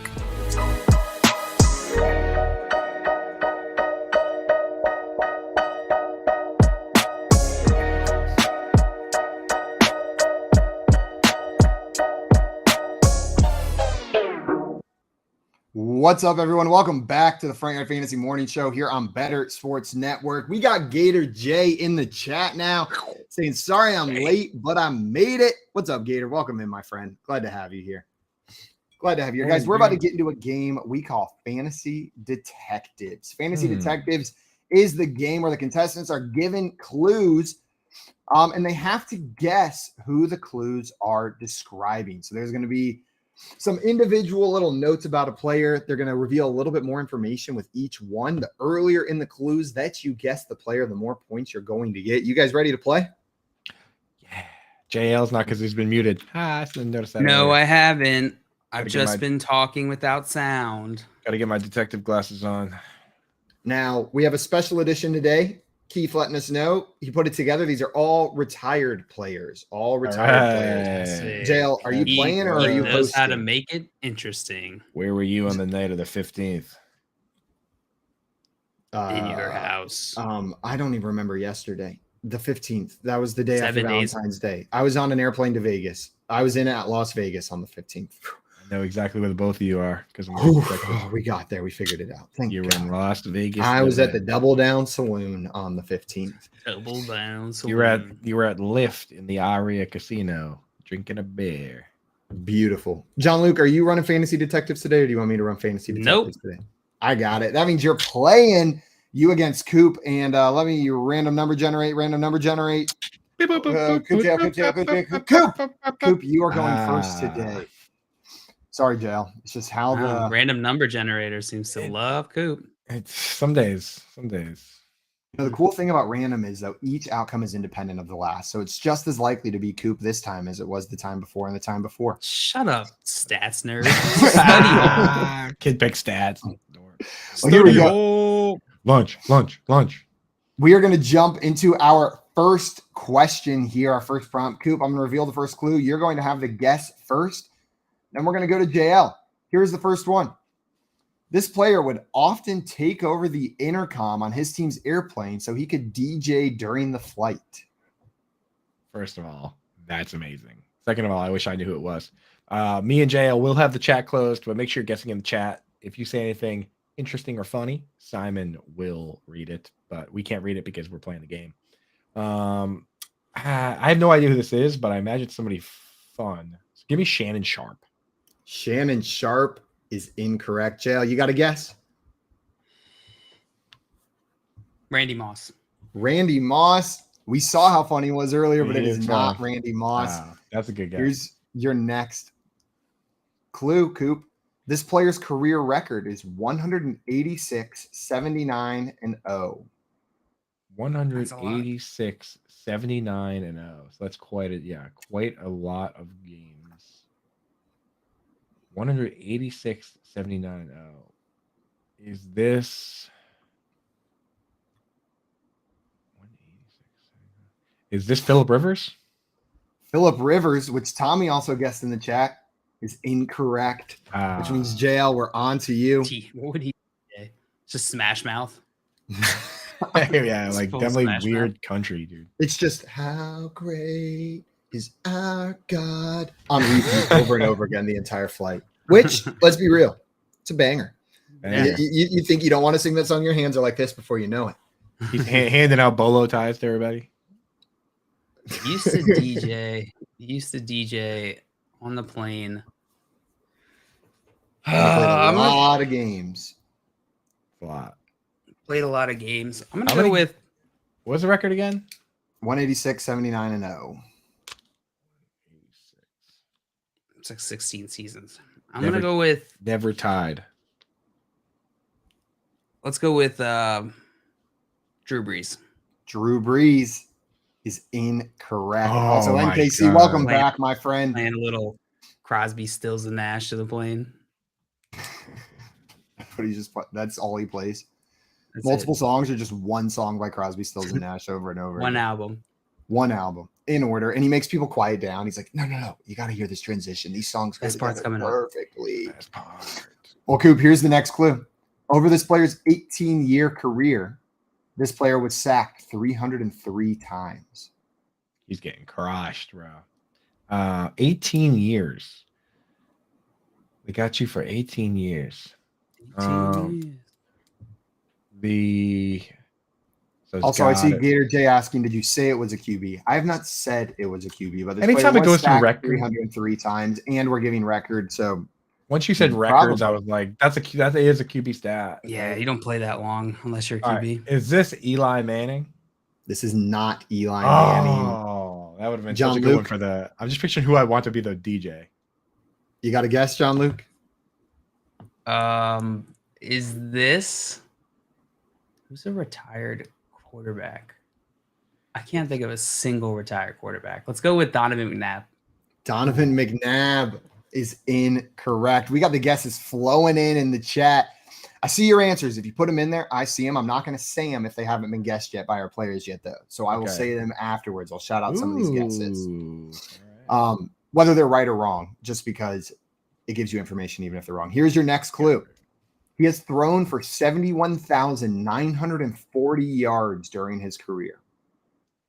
71,940. 71,940. That's a lot. So we were just looking at Rivers earlier, and he was at like 67 or so. So this guy was chuckum robots. Is this Big Ben Roethlisberger? Big Ben, which Dustin also guessed in the chat, is incorrect. Oh, Dustin, we almost had it. Justin. Also, I see people asking, at this point it's revealed this is a quarterback. We've got passing yards, we've got sacks, we've got records, so it's a quarterback down there. John Luke, you got a guess here? The clue was 71,940 career passing yards. That's slanging, boy. Slanging. Let's go with Peyton Manning. I think that's it. John Luke, Peyton Manning is absolutely correct. Coop, you almost got it with Eli last round. I thought, JL, for sure you were just going to scoop in and be like, I don't know, Peyton, after Coop said Eli, and just find I your thought way about into it. As soon as he said Eli, I was like, maybe it's Peyton. And then I was like, what would Peyton That's do? so many yards. I should have gone high. When I said Big Ben, I should have thought higher because 18. If you played 18 seasons, like assuming you came in the league at 20 or 21, which is the absolute earliest, then you were almost 40. So there's only a handful of guys that play that way. What was he playing on the overhead? Oh my God. Metallica. REM. Nine Inch Nails. REO Speedwagon. REO Speed, just taking care of business over and over. Is that REO Speedwagon? It was taking Coldplay. care of business. He's playing Coldplay and Coldplay only. But just the old stuff, dude. Not any new stuff. Dude. Big It's Defray fan. Viva La Vida on repeat on the airplane. Like he's like, oh guys, you gotta hear the cello in this song. Just big three emo. So Jay nailed it. Like Jay absolutely nailed it. But Dave Matthews guy. He's playing. He's a fire dancer. He's playing nothing but Dave Matthews on that airplane. He's got like the 1-2 combo. Dave Matthews, Kid Cudi. Those are like his top two. Yeah, just vibing, dude. The idea of it being the emo trinity that he's listening to, like He's it's just just Panic, like Fall Out Boy, and My Chemical Romance. You knew over when and I over said the and big over three, again. I figured you would know who I'm I talking know exactly what you were. It was called the emo trinity. That was like an unofficial name for it. That first Panic album, top 5 albums. Did they even have another? So good. I don't know. Yeah, they did. They had the next one was pretty good too. 9 in the afternoon. Gator J got Peyton Manning pretty early in the chat. Wanted to shout him out. Gator J got that pretty early. J. We had a lot of Tom Brady, some Drew Bledsoes. George came in and got Peyton as well. Albert going Drew Brees. We had some Favre too in there. But shout out Gator J for getting that first. And nice job, JL. Peyton Manning strikes me as a Kenny Chesney kind of guy. Yeah, he thinks my tractor sexy. You just hear him giggling up in the front. in biology in middle school, I wrote a song called "She Thinks My Cells Are Sexy." She thinks my cells are sexy. My ribosomes turn around. Ooh. I didn't really know what that meant in the 6th grade, but my ribosomes were doing some work back then. The last clue was going to be after starring in a commercial, his team stadium started serving chicken parm sandwiches. It was going to be the last clue here. We're going to move on to our next one, though. JL, you've got 2 points and the early lead. You ready for the second one? Because you're going first. Yep. Question number 2. This player is his team's only MVP. The only NFL MVP to have ever played for this team is this player. The only MVP to ever play for this team is this player. Or to be awarded MVP while on that team. You know what I mean? Maybe an MVP from another team got traded or signed with them, but this is the only player to win the MVP on that team. Cooper Kupp? Cooper Kupp is incorrect. Coop. Oh, Kupp, wait, you said these are all retired players? Yes. They're all retired players. Yeah. Oh, shoot. Give him another guess. No, it's fine. Okay. All right. Is this Scott said great guess. Is this Joe Namath? This is not Joe Namath.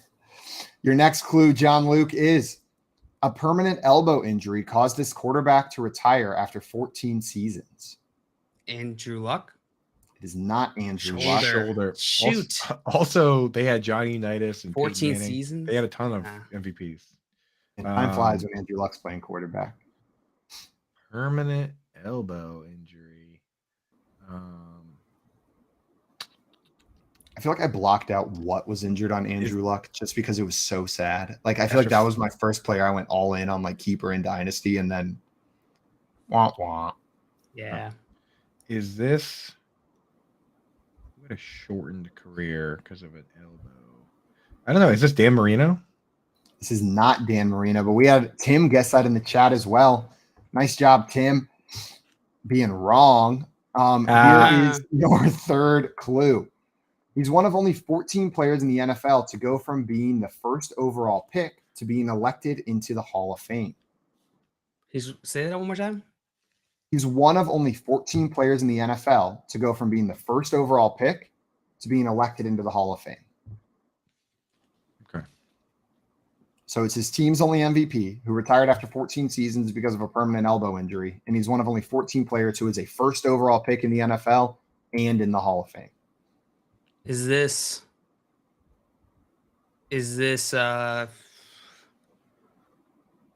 Michael Vick? This is not Michael Vick. He's not in the Hall of Fame. That's dumb. He's not. Is this? I'm not very good at old guys. Is this Dan Fouts? I thought you were about to say Dan Marino again. It is not Dan Fouts, Coop. Here's your next clue. This player. Oh, and Gator J guessed the Dan Fouts at the exact same time as you, Coop. Me and Gator J. Here's the next clue. This player is the only starting quarterback to win back-to-back Super Bowls twice. Back-to-back Super Bowls twice, so they won 4 Super Bowls? Yeah, okay, I got it.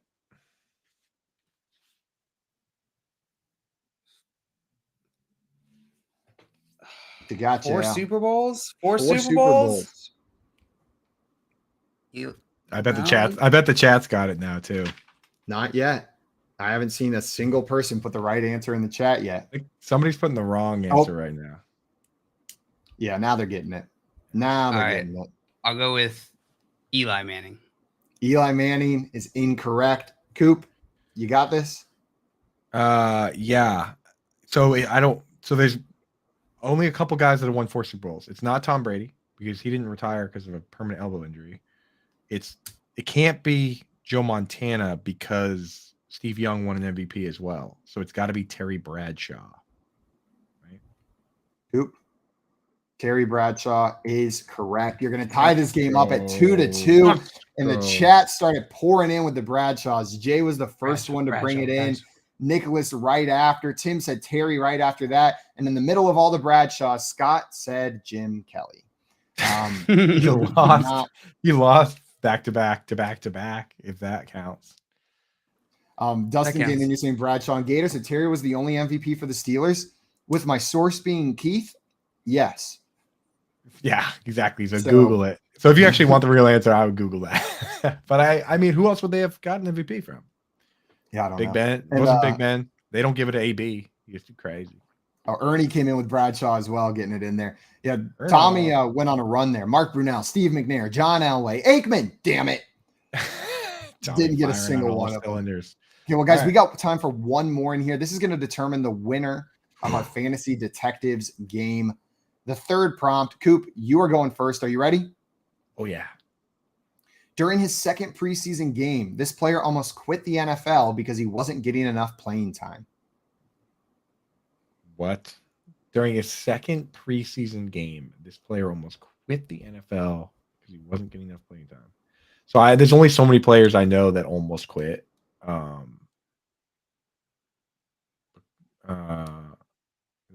Cole Beasley.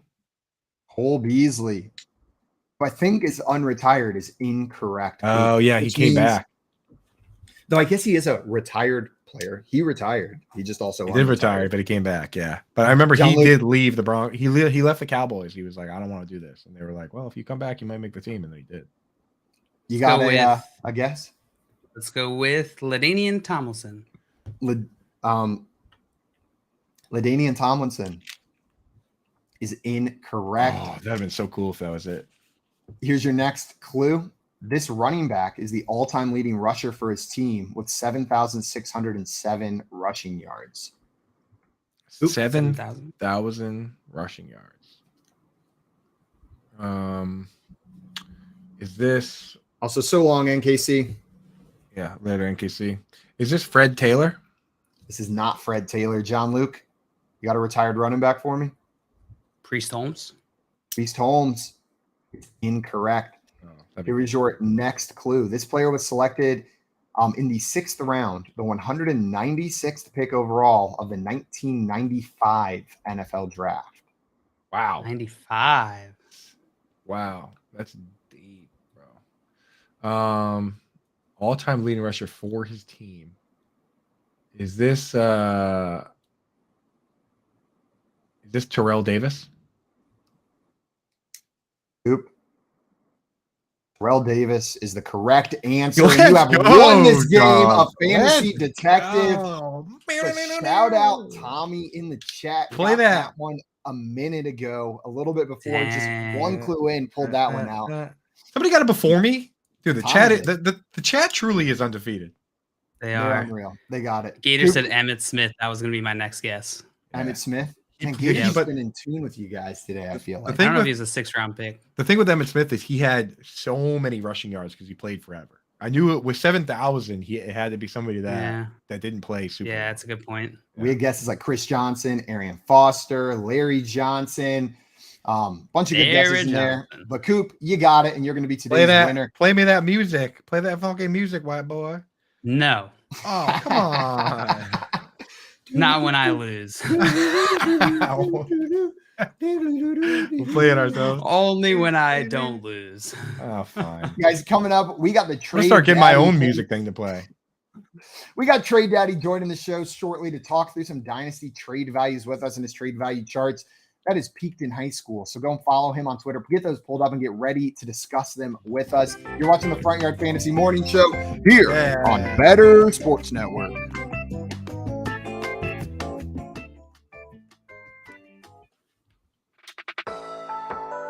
This may be the beginning of the end for the University of Kentucky men's basketball team and legendary head coach John Calipari. Now, I know that might sound a little bit extreme, and I definitely don't want to be a prisoner of the moment, but the University of Kentucky men's basketball team came into this season as the Associated Press's fourth-ranked team. They had the fifth shortest odds to win the NCAA tournament. In Joe Lombardi's latest bracketology, Kentucky is on the first four outline. Kentucky has conference losses this season to the University of South Carolina and the University of Georgia in basketball. And that just doesn't happen. Now, you may say, well, listen, everybody can have a down year. Everybody can have an off year. Well, that's not really been the case. Now, Kentucky hasn't won an NCAA tournament game since 2019. Now, things started off great. From 2010 to 2015, Kentucky made 5 Elite Eights and 4 Final Fours. They won the national championship in 2012. Since 2015, Kentucky has made 2 Elite Eights and 0 Final Fours. So what's going on? Well, the talent is still coming there. They're still producing top draft picks, but Kentucky just ain't Kentuckian. Coach Cal just ain't Coach Calin. The last time we saw the Wildcats playing an NCAA tournament game, they were a number 2 seed getting taken out by the 15th seeded St. Peter's team. That was just last year. Now they're in trouble of not making the NCAA tournament this year. Hey, Coach Cal, you may be needing to be looking for a new hardwood to call home, because I think your time in Kentucky is getting ready to come to an end. For more content like this and the latest in sports news and trends, download the Better Sports Network app.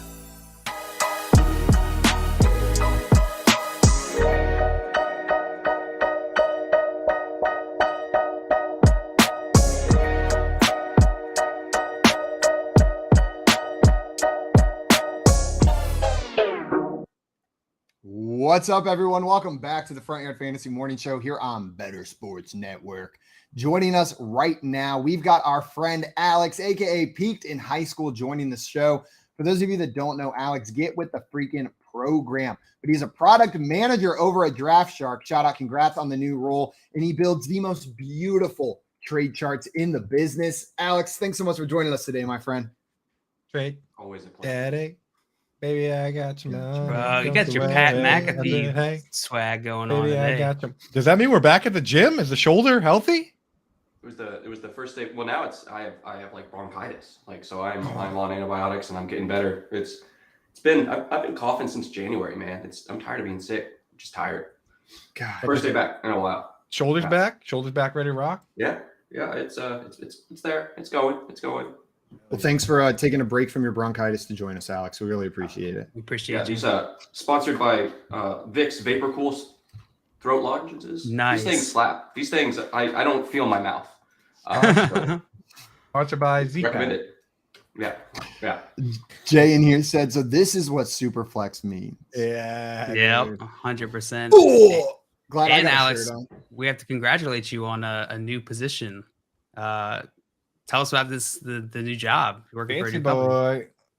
Yeah, it's I thought they were joking when they reached out. It was a process of me telling them repeatedly, no, I don't think I can leave my real engineering job. And they're like, no, trust us, we're real. But the guys there are great, Lenny and Jason and then Jared and all of them. Herms, is just the best. It was great. So I'm Herms over there? Yeah, they stole Herms away. This is over at Draft Sharks, by the way. Oh, Josh. Yeah. Oh, dude, I know him. Herms is over there. Dude, Herms is the man, right? Yeah, he started in December, Herms and he's is- just been cranking it away. Herms a vibe, dude. Love Shout it. out Herms. Yeah, that's Shout awesome, out man. Herms. Good for you, brother. Yeah, thanks. Well, Alex, we brought you on here today. One, just to look at you, but two, to talk about the beautiful trade charts that you create and put out there. We're gonna put those up, and we'll get a link in the chat for you as well, so you can follow along as we're talking through some of the values on these trade charts. But do you want to let people know who maybe haven't seen these before, how these trade charts work, how you come up with these values, what these numbers mean? Sure. So looking specifically at the dynasty trade value charts, because we don't really care about redraft today. What I do is I aggregate expert consensus ranks, try to match up names because no one can be consistent. Is it DJ with periods in between Shark, or is it DJ without? And it drives me insane. I then apply an algorithm that breaks them out. Yeah, it doesn't matter. Breaks them out. And then it gives them a trade value in terms of running back position, wide receiver, tight end, quarterback. And then it compares it also versus draft picks, so you just kind of get each row gives you an idea of what each player's worth, and you can look for meaningful trades that the market might agree with you on. You might not agree, and that's okay. That's where you're looking for those values. Maybe you like Josh Allen way less than Patrick Mahomes. That's okay. Maybe you can send him in a trade. And as we've talked about on this show, honestly, the less you agree with the chart, the better. If you're right, if you do your homework and you believe that you're right, the less you agree with the chart, the better, because it facilitates making trades. Because this gets you, not only can you straight up send this to your league mate if you want, but I wouldn't, because I like to keep this for myself. But this, I would. Yeah, it gives you an idea of the general feel throughout the industry. And honestly, for most of your casual gamers that just kind of look at fantasy pros and things like that, that's how they're going to feel. They're going to feel kind of in line with what the consensus is. So if you see something on here that you disagree with, go out and see if you can make that move. It's a huge advantage. It's market value. It's market value. It's not actual what we expect the value to be or what Alex expects the value to be. It's simply giving us something to compare against. Right. And the great advantage of having Alex on the show is that Alex doesn't always agree either, right? Like when we've had conversations on here where we all sat here and we said, hey, throughout the regular season, so the ones we're going to talk about today are the dynasty ones because that's what time it is. But during the season, he does every week he updates them. And for a couple of weeks, we all four of us sat here and said, Josh Jacobs is criminally low on this. And then within a couple of weeks, all of a sudden, there he goes, 5, 4, 3, like RB4, I think he peaked at. But like, if you're ahead, a bunch of those, man. So if you're ahead of it, if you're watching this show, if you're using these charts, you can get out in front of everybody else. That's why we love it. That's why you have it on the show, and also so that you can flex those traps on it. And you updated this in just this past week, right, Alex? Yeah, it was. I waited until after the Super Bowl so everyone could hype up Chiefs players, and then Eagles maybe a little bit. But I mean that's kind of a little bit of a trend that we saw, but not insane. And then we're in tagging season now. Free agency opens up, or at least legal tampering. I mean, the combine maybe will change maybe some of the pick values. We saw it last year do that with like Isaiah Spiller was projected and was kind of bumping up 103 last year in one QB, and then it dropped. So maybe we'll see that if someone just goes out and can't bench 225 or something, but likely not a lot of change, at least in players, maybe a little bit in picks for the next month. Yeah. There's a little bit of that with the you saw again, another one was Kyron Williams, right? When he came out, he dropped heavy. But I think the biggest moves we're going to see are March 13th, legal tampering period. And I think you actually shot out a tweet on that, the schedule too. But that's when the big contracts are first announced. And when we see, if we see Derek Carr to a team or Aaron Rodgers get traded, like you'll see some big shifts there. But so today, are we going to look at do you want to look at the 1 QB or 2 QB guys? What are you guys feeling? I'm looking at the 1 QB right now. I had 2 QB pulled up. One second. well, it's our show, Alex. Welcome to the show. I got it. It's not a big deal. Let's start in the running back position column here. Who are some guys that you are completely off on? Like you think that the value here is just insane? The one that stands out to me is Cam Akers jumping up 13 trade value points. Yeah, and he's now in tier 3, up there with Aaron Jones, Alvin Kamara, Rashad White, Miles Sanders, Damian Pierce, and Dalvin Cook. That's the tier that we're putting Cam Akers in now. It seems odd when he was left for dead a couple months ago. Yeah, quite a jump there. But That Rashad makes White's me also nervous. in that group. I don't know. So Rashad White probably shouldn't be in there either. the guy from that group that I like that I feel like I'd be buying is Miles Sanders. And the reason he's slipping is because, he wasn't really used in the Super Bowl. But the reality is that Jalen Hurts was second in the entire league in carries inside the 5-yard line, only behind the amazing and obvious Jamal Williams, who led the entire league in carries from the goal line. But Jalen Hurts was second in the entire league, but Miles Sanders still managed to score some touchdowns. What happens if he goes to a team with a not mobile quarterback and a decent line? Like what if Miles Sanders ends up on the Dolphins and he's in a spot where he's scoring all the red zone touchdowns? Like Miles Sanders is a guy that could easily shoot up the list. He's a career 5 yards a carry guy. So it's not like we're looking at this guy and saying he stinks and then he's not going to go. If he goes somewhere, he's not going to be the goal line back. Like whoever pays for Miles Sanders, I feel like is going to install him. I'm not sure if you guys feel differently, but 5 yards a carry for your career, like that's a guy we got to keep an eye on here. Yeah, he could be a value. He's getting a little older. He's on that team still, right? Oh, he's a free agent. Free agent. Going into free agency. Yeah, he's 25-year-old. I think he turns 26 this offseason. He's like 8 months older than Najee. Yeah, which Najee, but Najee just breaks everything. Tough though, barometer, yeah. But yeah, I mean, so maybe a little younger than we thought. I wouldn't have guessed 25, but he turns 26 May 1st. So he's a guy that's interesting to me. The other one that jumps out, more than Cam Akers for me. I'm shocked by both of the values right there. That those guys are in similar tiers. Like Cam Akers, put together 5 good games at the end of the season. He had 6 games outside of the top 50. Like he was irrelevant. Like Joe, you said left for dead. I get it. It was exciting watching him at the end of the year, but I'm not buying back in. I'm not buying back in. Like, what do they have invested in him? What commitment have they shown to Cam Akers to think that this 5-game sample size at the end of a losing season, one where they've given up hope on even making the playoffs, is indicative of how they're going to use him or what he's going to be going for? Yeah, I'm with you. Maybe bump him up a little. You bump him up. Oh, we've got some hope now. Know what I mean? Like we have hope, but that's like tier 6, tier 7 is where hope lives. Hope doesn't live in tier 3 next to Alvin Kamara.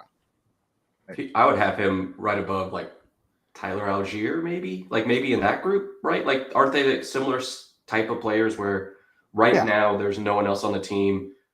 Yeah, the Rams don't have capital or money. But I also think Tyler Algier is interesting, and why is he so much different than Dameon Pierce? One of the guys. I was just going to bring that up because Dameon Pierce is ahead of the entire group, dude. I mean, he's still in the Texans. So he's a 41 trade value points here for Dameon Pierce. He dropped 8 since last month. That's the arbitrage play you got to move. You look at Dameon Pierce, Cam Akers, and Tyler Algier. Like, what's Tyler Algier? Tyler Algier kind of is at the top of all the efficiency metrics. If you look at it, like yards after contact, all that, bad and a bad offense. Right. It's like, of all those guys, why would he be so much farther below? Right. And to me, I would rather move those other guys down than move Algier up. And I like Algier. Right. So that's kind of how you can arbitrage those. The other one that I'd mentioned that I hate it because he's such a good guy and he's such a fun player for fantasy is Austin Eckler. 2 things kind of concern me there. One, they're getting rid of Joe Lombardi, right? And he's the guy that came from the Saints and used that Alvin Kamara Saints offense with the Lions and then with this team. JL, you brought up a great stat. Drew, not the numbers, but it was basically, JL, you were talking about the Justin Herbert is like the only quarterback that has been in the top group in terms of yards while having a yards per attempt that's below 7. What was that, JL, that you brought up? I don't think that was me, but okay. Sounds like a cool stat. It was a tweet put out by Warren Sharp talking about Justin Herbert. Warren Sharp put out that stat that he has the only quarterback to throw for more than 4,500 yards in a season and have an average depth of target of less than 7 yards. It was 6.5 yards. Sorry to misattribute your stat. It was nice being on this side of that mistake this time. Yeah. So good job with that, Simon. And the thing is, if we expect that to change, the low A dot guys are going to be the guys that run into trouble, and that's Austin Eckler. And the other thing I would add is that in that game versus the Jaguars, where they were way up in front and they came out and ended up losing the game, all they needed to do at times was get a couple yards to keep the drive going. And Austin Eckler still at this stage of his career, he's never been a huge guy. He put on some strength, but he's never been a big guy. I think they really do need a compliment to him in the short yardage game. They tried to find it with a guy like Joshua Kelly, didn't really work out. I think now is finally the time where they bring in somebody and do more of a 1-2 punch. So Austin Eckler is a guy that, as crazy as it sounds, I'm trying to move this offseason. There's a ton of value on this running back column. Honestly, I'm just looking through it, and there's like a bunch I do not agree with. Tony Pollard all the way up there seems reactionary. Jerick McKinnon, 31 years old, and down there with Zamir White. He's on a team, right? Like he's on the team this year. Was it a 2-year deal? Yeah, I think so.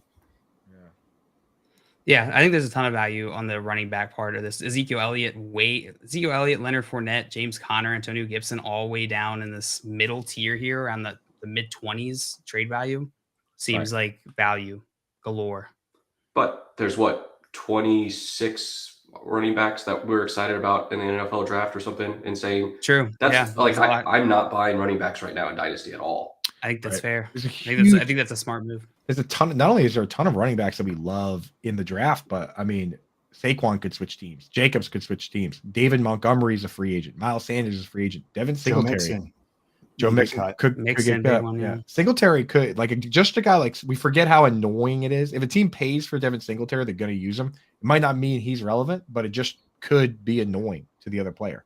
Like, look how annoying it was for James Cook, right? So, like, I don't know. I worry about this offseason and how it's going to shake out. That's why I'm not really buying right now. Let's talk about wide receivers then. I'm done with running backs.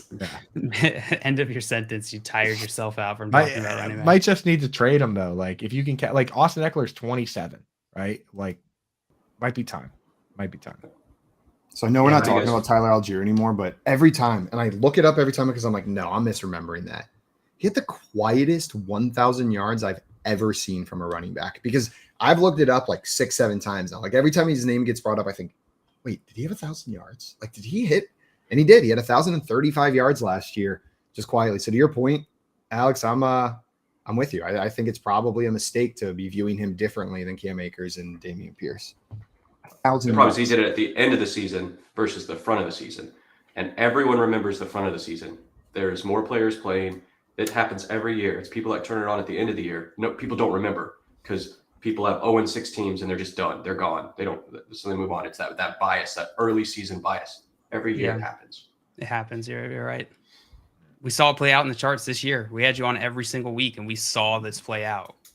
It seemed like every week we're like, "Oh, this is not gonna be this way. This is reactionary." I see Joey mention Dameon Pierce again. We did mention him briefly there, but I just worry with those guys like day 3 picks with all the backs in this draft. Like, what happens if they just like, oh, let's bring in a pass catching back, and now all of a sudden we're looking at it and we're like, ew. Cool. Now we have Alfred Morris. Awesome. New head coach, maybe new QB. There's a lot that's gonna be changing on that team. Yeah, I don't like that. I don't like change. I don't like change. In the wide receiver column, one name that's really interesting to me that's popped out is Garrett Wilson. It feels like he's jumped up 15 trade value points in the last month from January to February, which is interesting to me. Maybe that's just lagging. There's some sort of like lagging indicator here, but what do you think is the reason for this jump? I mean, he's up here with the elites now, like Stephon Diggs, Amon-Ra St. Brown, Jalen Waddle. He's in that second tier of wide receiver after A.J. Brown. It's because he won an arbitrary award. Like, you think that's what it is? It's offensive rookie? If Chris Olave won that award, you could swap them, I bet, on this chart. I'm not even kidding. Olave is not too far behind. He's similar tier. He's 60 trade value points, while Garrett Wilson's 71. Yeah. Give me Drake London. Drake London's again, I'll take the cheaper out of those guys when it's so unknown at this point, right? But yeah, hope brings eternal. They talked about bringing in a veteran QB, and there's talk of Aaron Rodgers or Carr going there. Like, so it's just, I think that's why he gets more of the bump over Olave right now, at least is my theory. Yeah. I mean, have you seen a player get more buzz on Twitter than Wilson? Like, he's just lately it's been him. I felt it. And he's good. I love him. Yeah. Doing mock drafts. Like whenever we're doing mock drafts, all of a sudden Jamar Chase and Justin Jefferson are gone. and people start saying Garrett Wilson. Not that he's the third guy already, but that's when people start bringing up the name in the chat. What about Garrett Wilson? What about Garrett Wilson? It's right after those top two guys. Like in the same sentence as CeeDee Lamb is where people are kind of saying Garrett Wilson now. I'm not there, but I've heard it. And so like I was looking for that. When I pulled up in this chart, I was like, where's Garrett Wilson? Because he's got to be up there. Yeah. And he is. Not quite in tier 1, but he's sneaking his way close.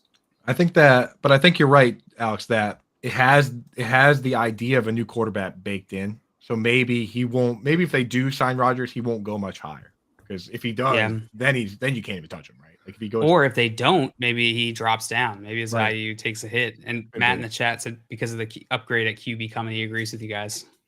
Just imagine they make the big announcement and it's Vinny Testaverde. They're just bringing him back again. It's Vinny Iyer. Another go around. Vinny Iyer, I'm moving him up, dude. If they bring in Foxwood Vin. Up. Yeah. But in Dynasty, the thing is, there's a lot of young names on this list, but I sent a tweet out yesterday. I was looking at the numbers, and the vast majority of the truly elite seasons come from guys that are 26, 27, 28, 29, even 30 years old. Like, if you look at the top 30 wide receiver seasons all time, only 4 of them were by guys under 26 years old. And it was like Justin Jefferson's one, Jerry Rice, Isaac Bruce, and Deebo Samuel. Those are the only 4 super elite seasons we've seen from guys that are below the age apex. So the reality is, if Garrett Wilson comes out this year and has a true top, if he leads the league in fantasy, then he'll be in crazy elite company, Yeah. If I'm paying those kind of prices, I want guys that can do that right now. Justin Jefferson, Jamar Chase, CeeDee Lamb, Tyreek Hill, still a guy. Diggs. I know they're 29 years old, but those guys are more likely to lead the league in points than Chris Olave. Looking at tight ends, the one that I get a lot of feedback for is TJ Hawkinson, where they're like, he should be up in that tier 1. We have the tight end whisperer. What are you thinking, Coop? I know you're kind of your stance, but you do know my stance, man. You see, you've looked at my stuff, man. And the problem is that the truly difference-making tight ends lead their league in targets, and you lead their team in targets. You look at Travis Kelce, Kyle Pitts, Mark Andrews. Those guys are at least capable of that. Kyle Pitts is different because he's so young that he can easily be a top 2 target. But TJ Hawkinson, he's tied to Justin Jefferson for the foreseeable future. And so we already know that Jefferson's going to be an absolute black hole there. And all it takes is for them to add one more wide receiver and run the 3 wide receiver sets that Kevin O'Connell wants to run. The reason they brought him over for the Rams, just imagine he's better off if they keep Adam Thielen, because if Adam Thielen's gone, now they're going to draft somebody. What if it's, Jackson Smith and Jigba and Justin Jefferson, and he's the third fiddle? Now, how could we possibly put him in that tier unless we're putting Kirk Cousins in, on the moon, right? So would you move him closer to the George Kittle, Dallas Goedert, because they play similar type roles in an offense, right? I think for now he's right where he probably should be, because if they keep at an aging Adam Thielen, Hawkinson can be the second target on his team. I'd rather have Hawkinson battling with Thielen to be the second target than George Kittle versus Deebo Samuel and Brandon Ayuk, or Dallas Goedert versus Devonta Smith and AJ Brown. Those are a little scarier situations. So for right now, I think he's fine where he is. But if they do draft another wide receiver, I'm moving Hawkinson right down where those guys are, maybe even lower. Mr. Scampers in the chat saying JL would love to put Kirk Cousins on the moon. I would. On the dark side. Moon's probably too close. Too close. I'd probably send him to Pluto. Arnold, not even Arnold and what's that? Magic School Bus. Oh, Arnold got wrecked. Poor Arnold. And Craig said Alex looking swole over there. Facts. We don't call him Trade Daddy for nothing. Yoked up. Are there any tattoo on my back? Yeah, just Trade Daddy. So Simon, is there anybody off this tight end list that catches your hype meter? I know you like the hype trains. Anything catch your hype meter eye? I'm looking for one guy in particular here, if I can find him. I'm curious where he is on the list. He's at 17. What? I think it's in a fair spot. Greg Dulcich sitting down here at 26. value, right above Dalton Schultz, a little bit below David Njoku. And I think that's probably a reasonable spot for him right now. But what that tells me is I'm probably trading for him. The similar players, Antonio Gibson, you can trade for him in a 1-quarterback league. Elijah Moore is similar in value. Cortland Sutton, you can trade these players for Greg Dulcich. Yeah. So with Dulcich, I the way I look at it, I either like where Dulcich is or the one that Alex is alluding to at 17, Chigakonkwo.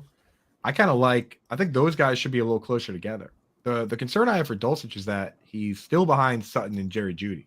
So again, the last time a quarterback had two top 24 wide receivers and a top 5 tight end was 2013 Peyton Manning, and he threw 55 touchdown passes. So you almost need to fade one of the 3 guys. We've had guys come pretty close. Trevor Lawrence came kind of close last year, with Evan Ingram sneaking in there last minute, but Zay Jones wasn't a wide receiver 2. He was a wide receiver 3.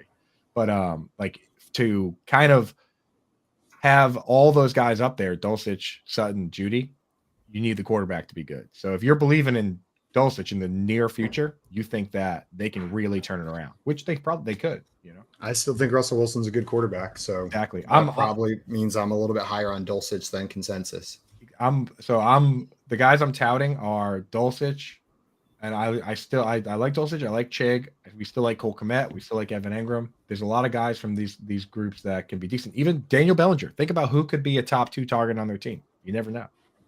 He could be the number 1. Takes a step forward. Honestly, they don't bring in any wide receiver Isaiah Hodgins is a person, right? That people were saying, why isn't he up at a late round 2 pick or something? I was like, well, because he's a great person, I am assuming, but like a fine wide receiver. The last football game those guys played, Isaiah Hodgins and Darius Slayton combined for 7 yards on 7 targets. So it's a late second in Dynasty. That's what I'm hearing. Yeah. Not a good NKC in here saying Dallas Goedert should be number 1. I think your Eagles fandom might be influencing that a little bit. He's good, but I'm not putting him above Travis Kelce, Kyle Pitts, Mark Andrews. Alex, I wanted to thank you so much for taking the time to come and talk some Dynasty trade values with us today. It is always a pleasure, sleeves or none. Though I like it without sleeves. My pleasure without the sleeves. Guys, if you're not already following Alex, make sure you go and do that right now. Fix it. He's on Twitter at PeakedInHS_FF. And check out his work on his Patreon if you like the trade charts that we went over today. He's got more trade chart goodies over there. Alex, enjoy the rest of your day, my friend, and we'll see you next week. See you next week. Thanks so much for joining us, my friend. Appreciate you, Alex. Trade Daddy. Trade Daddy. That's going to be the end of what we're doing. Guys, that is the end of the Front Yard Fantasy Morning Show today. We're going to be back tomorrow morning from 7 to 10 Eastern time like we are every day, Monday through Friday. So wake up early and come hang out with us tomorrow morning. Until then, though, we are going to be out of here, but stick around here on BSN for some more fun. We got Moose and Keith coming up next, followed by Lunch Money presented by Fantasy Gurus. And as always, guys, if you missed our Tour Junkie show yesterday, you can check it out on demand in the BSN app. That was live yesterday at 7 p.m., but check it out today. Until tomorrow, though, we're out of here. Enjoy the rest of your night. Adios, everyone. Wait, it's more.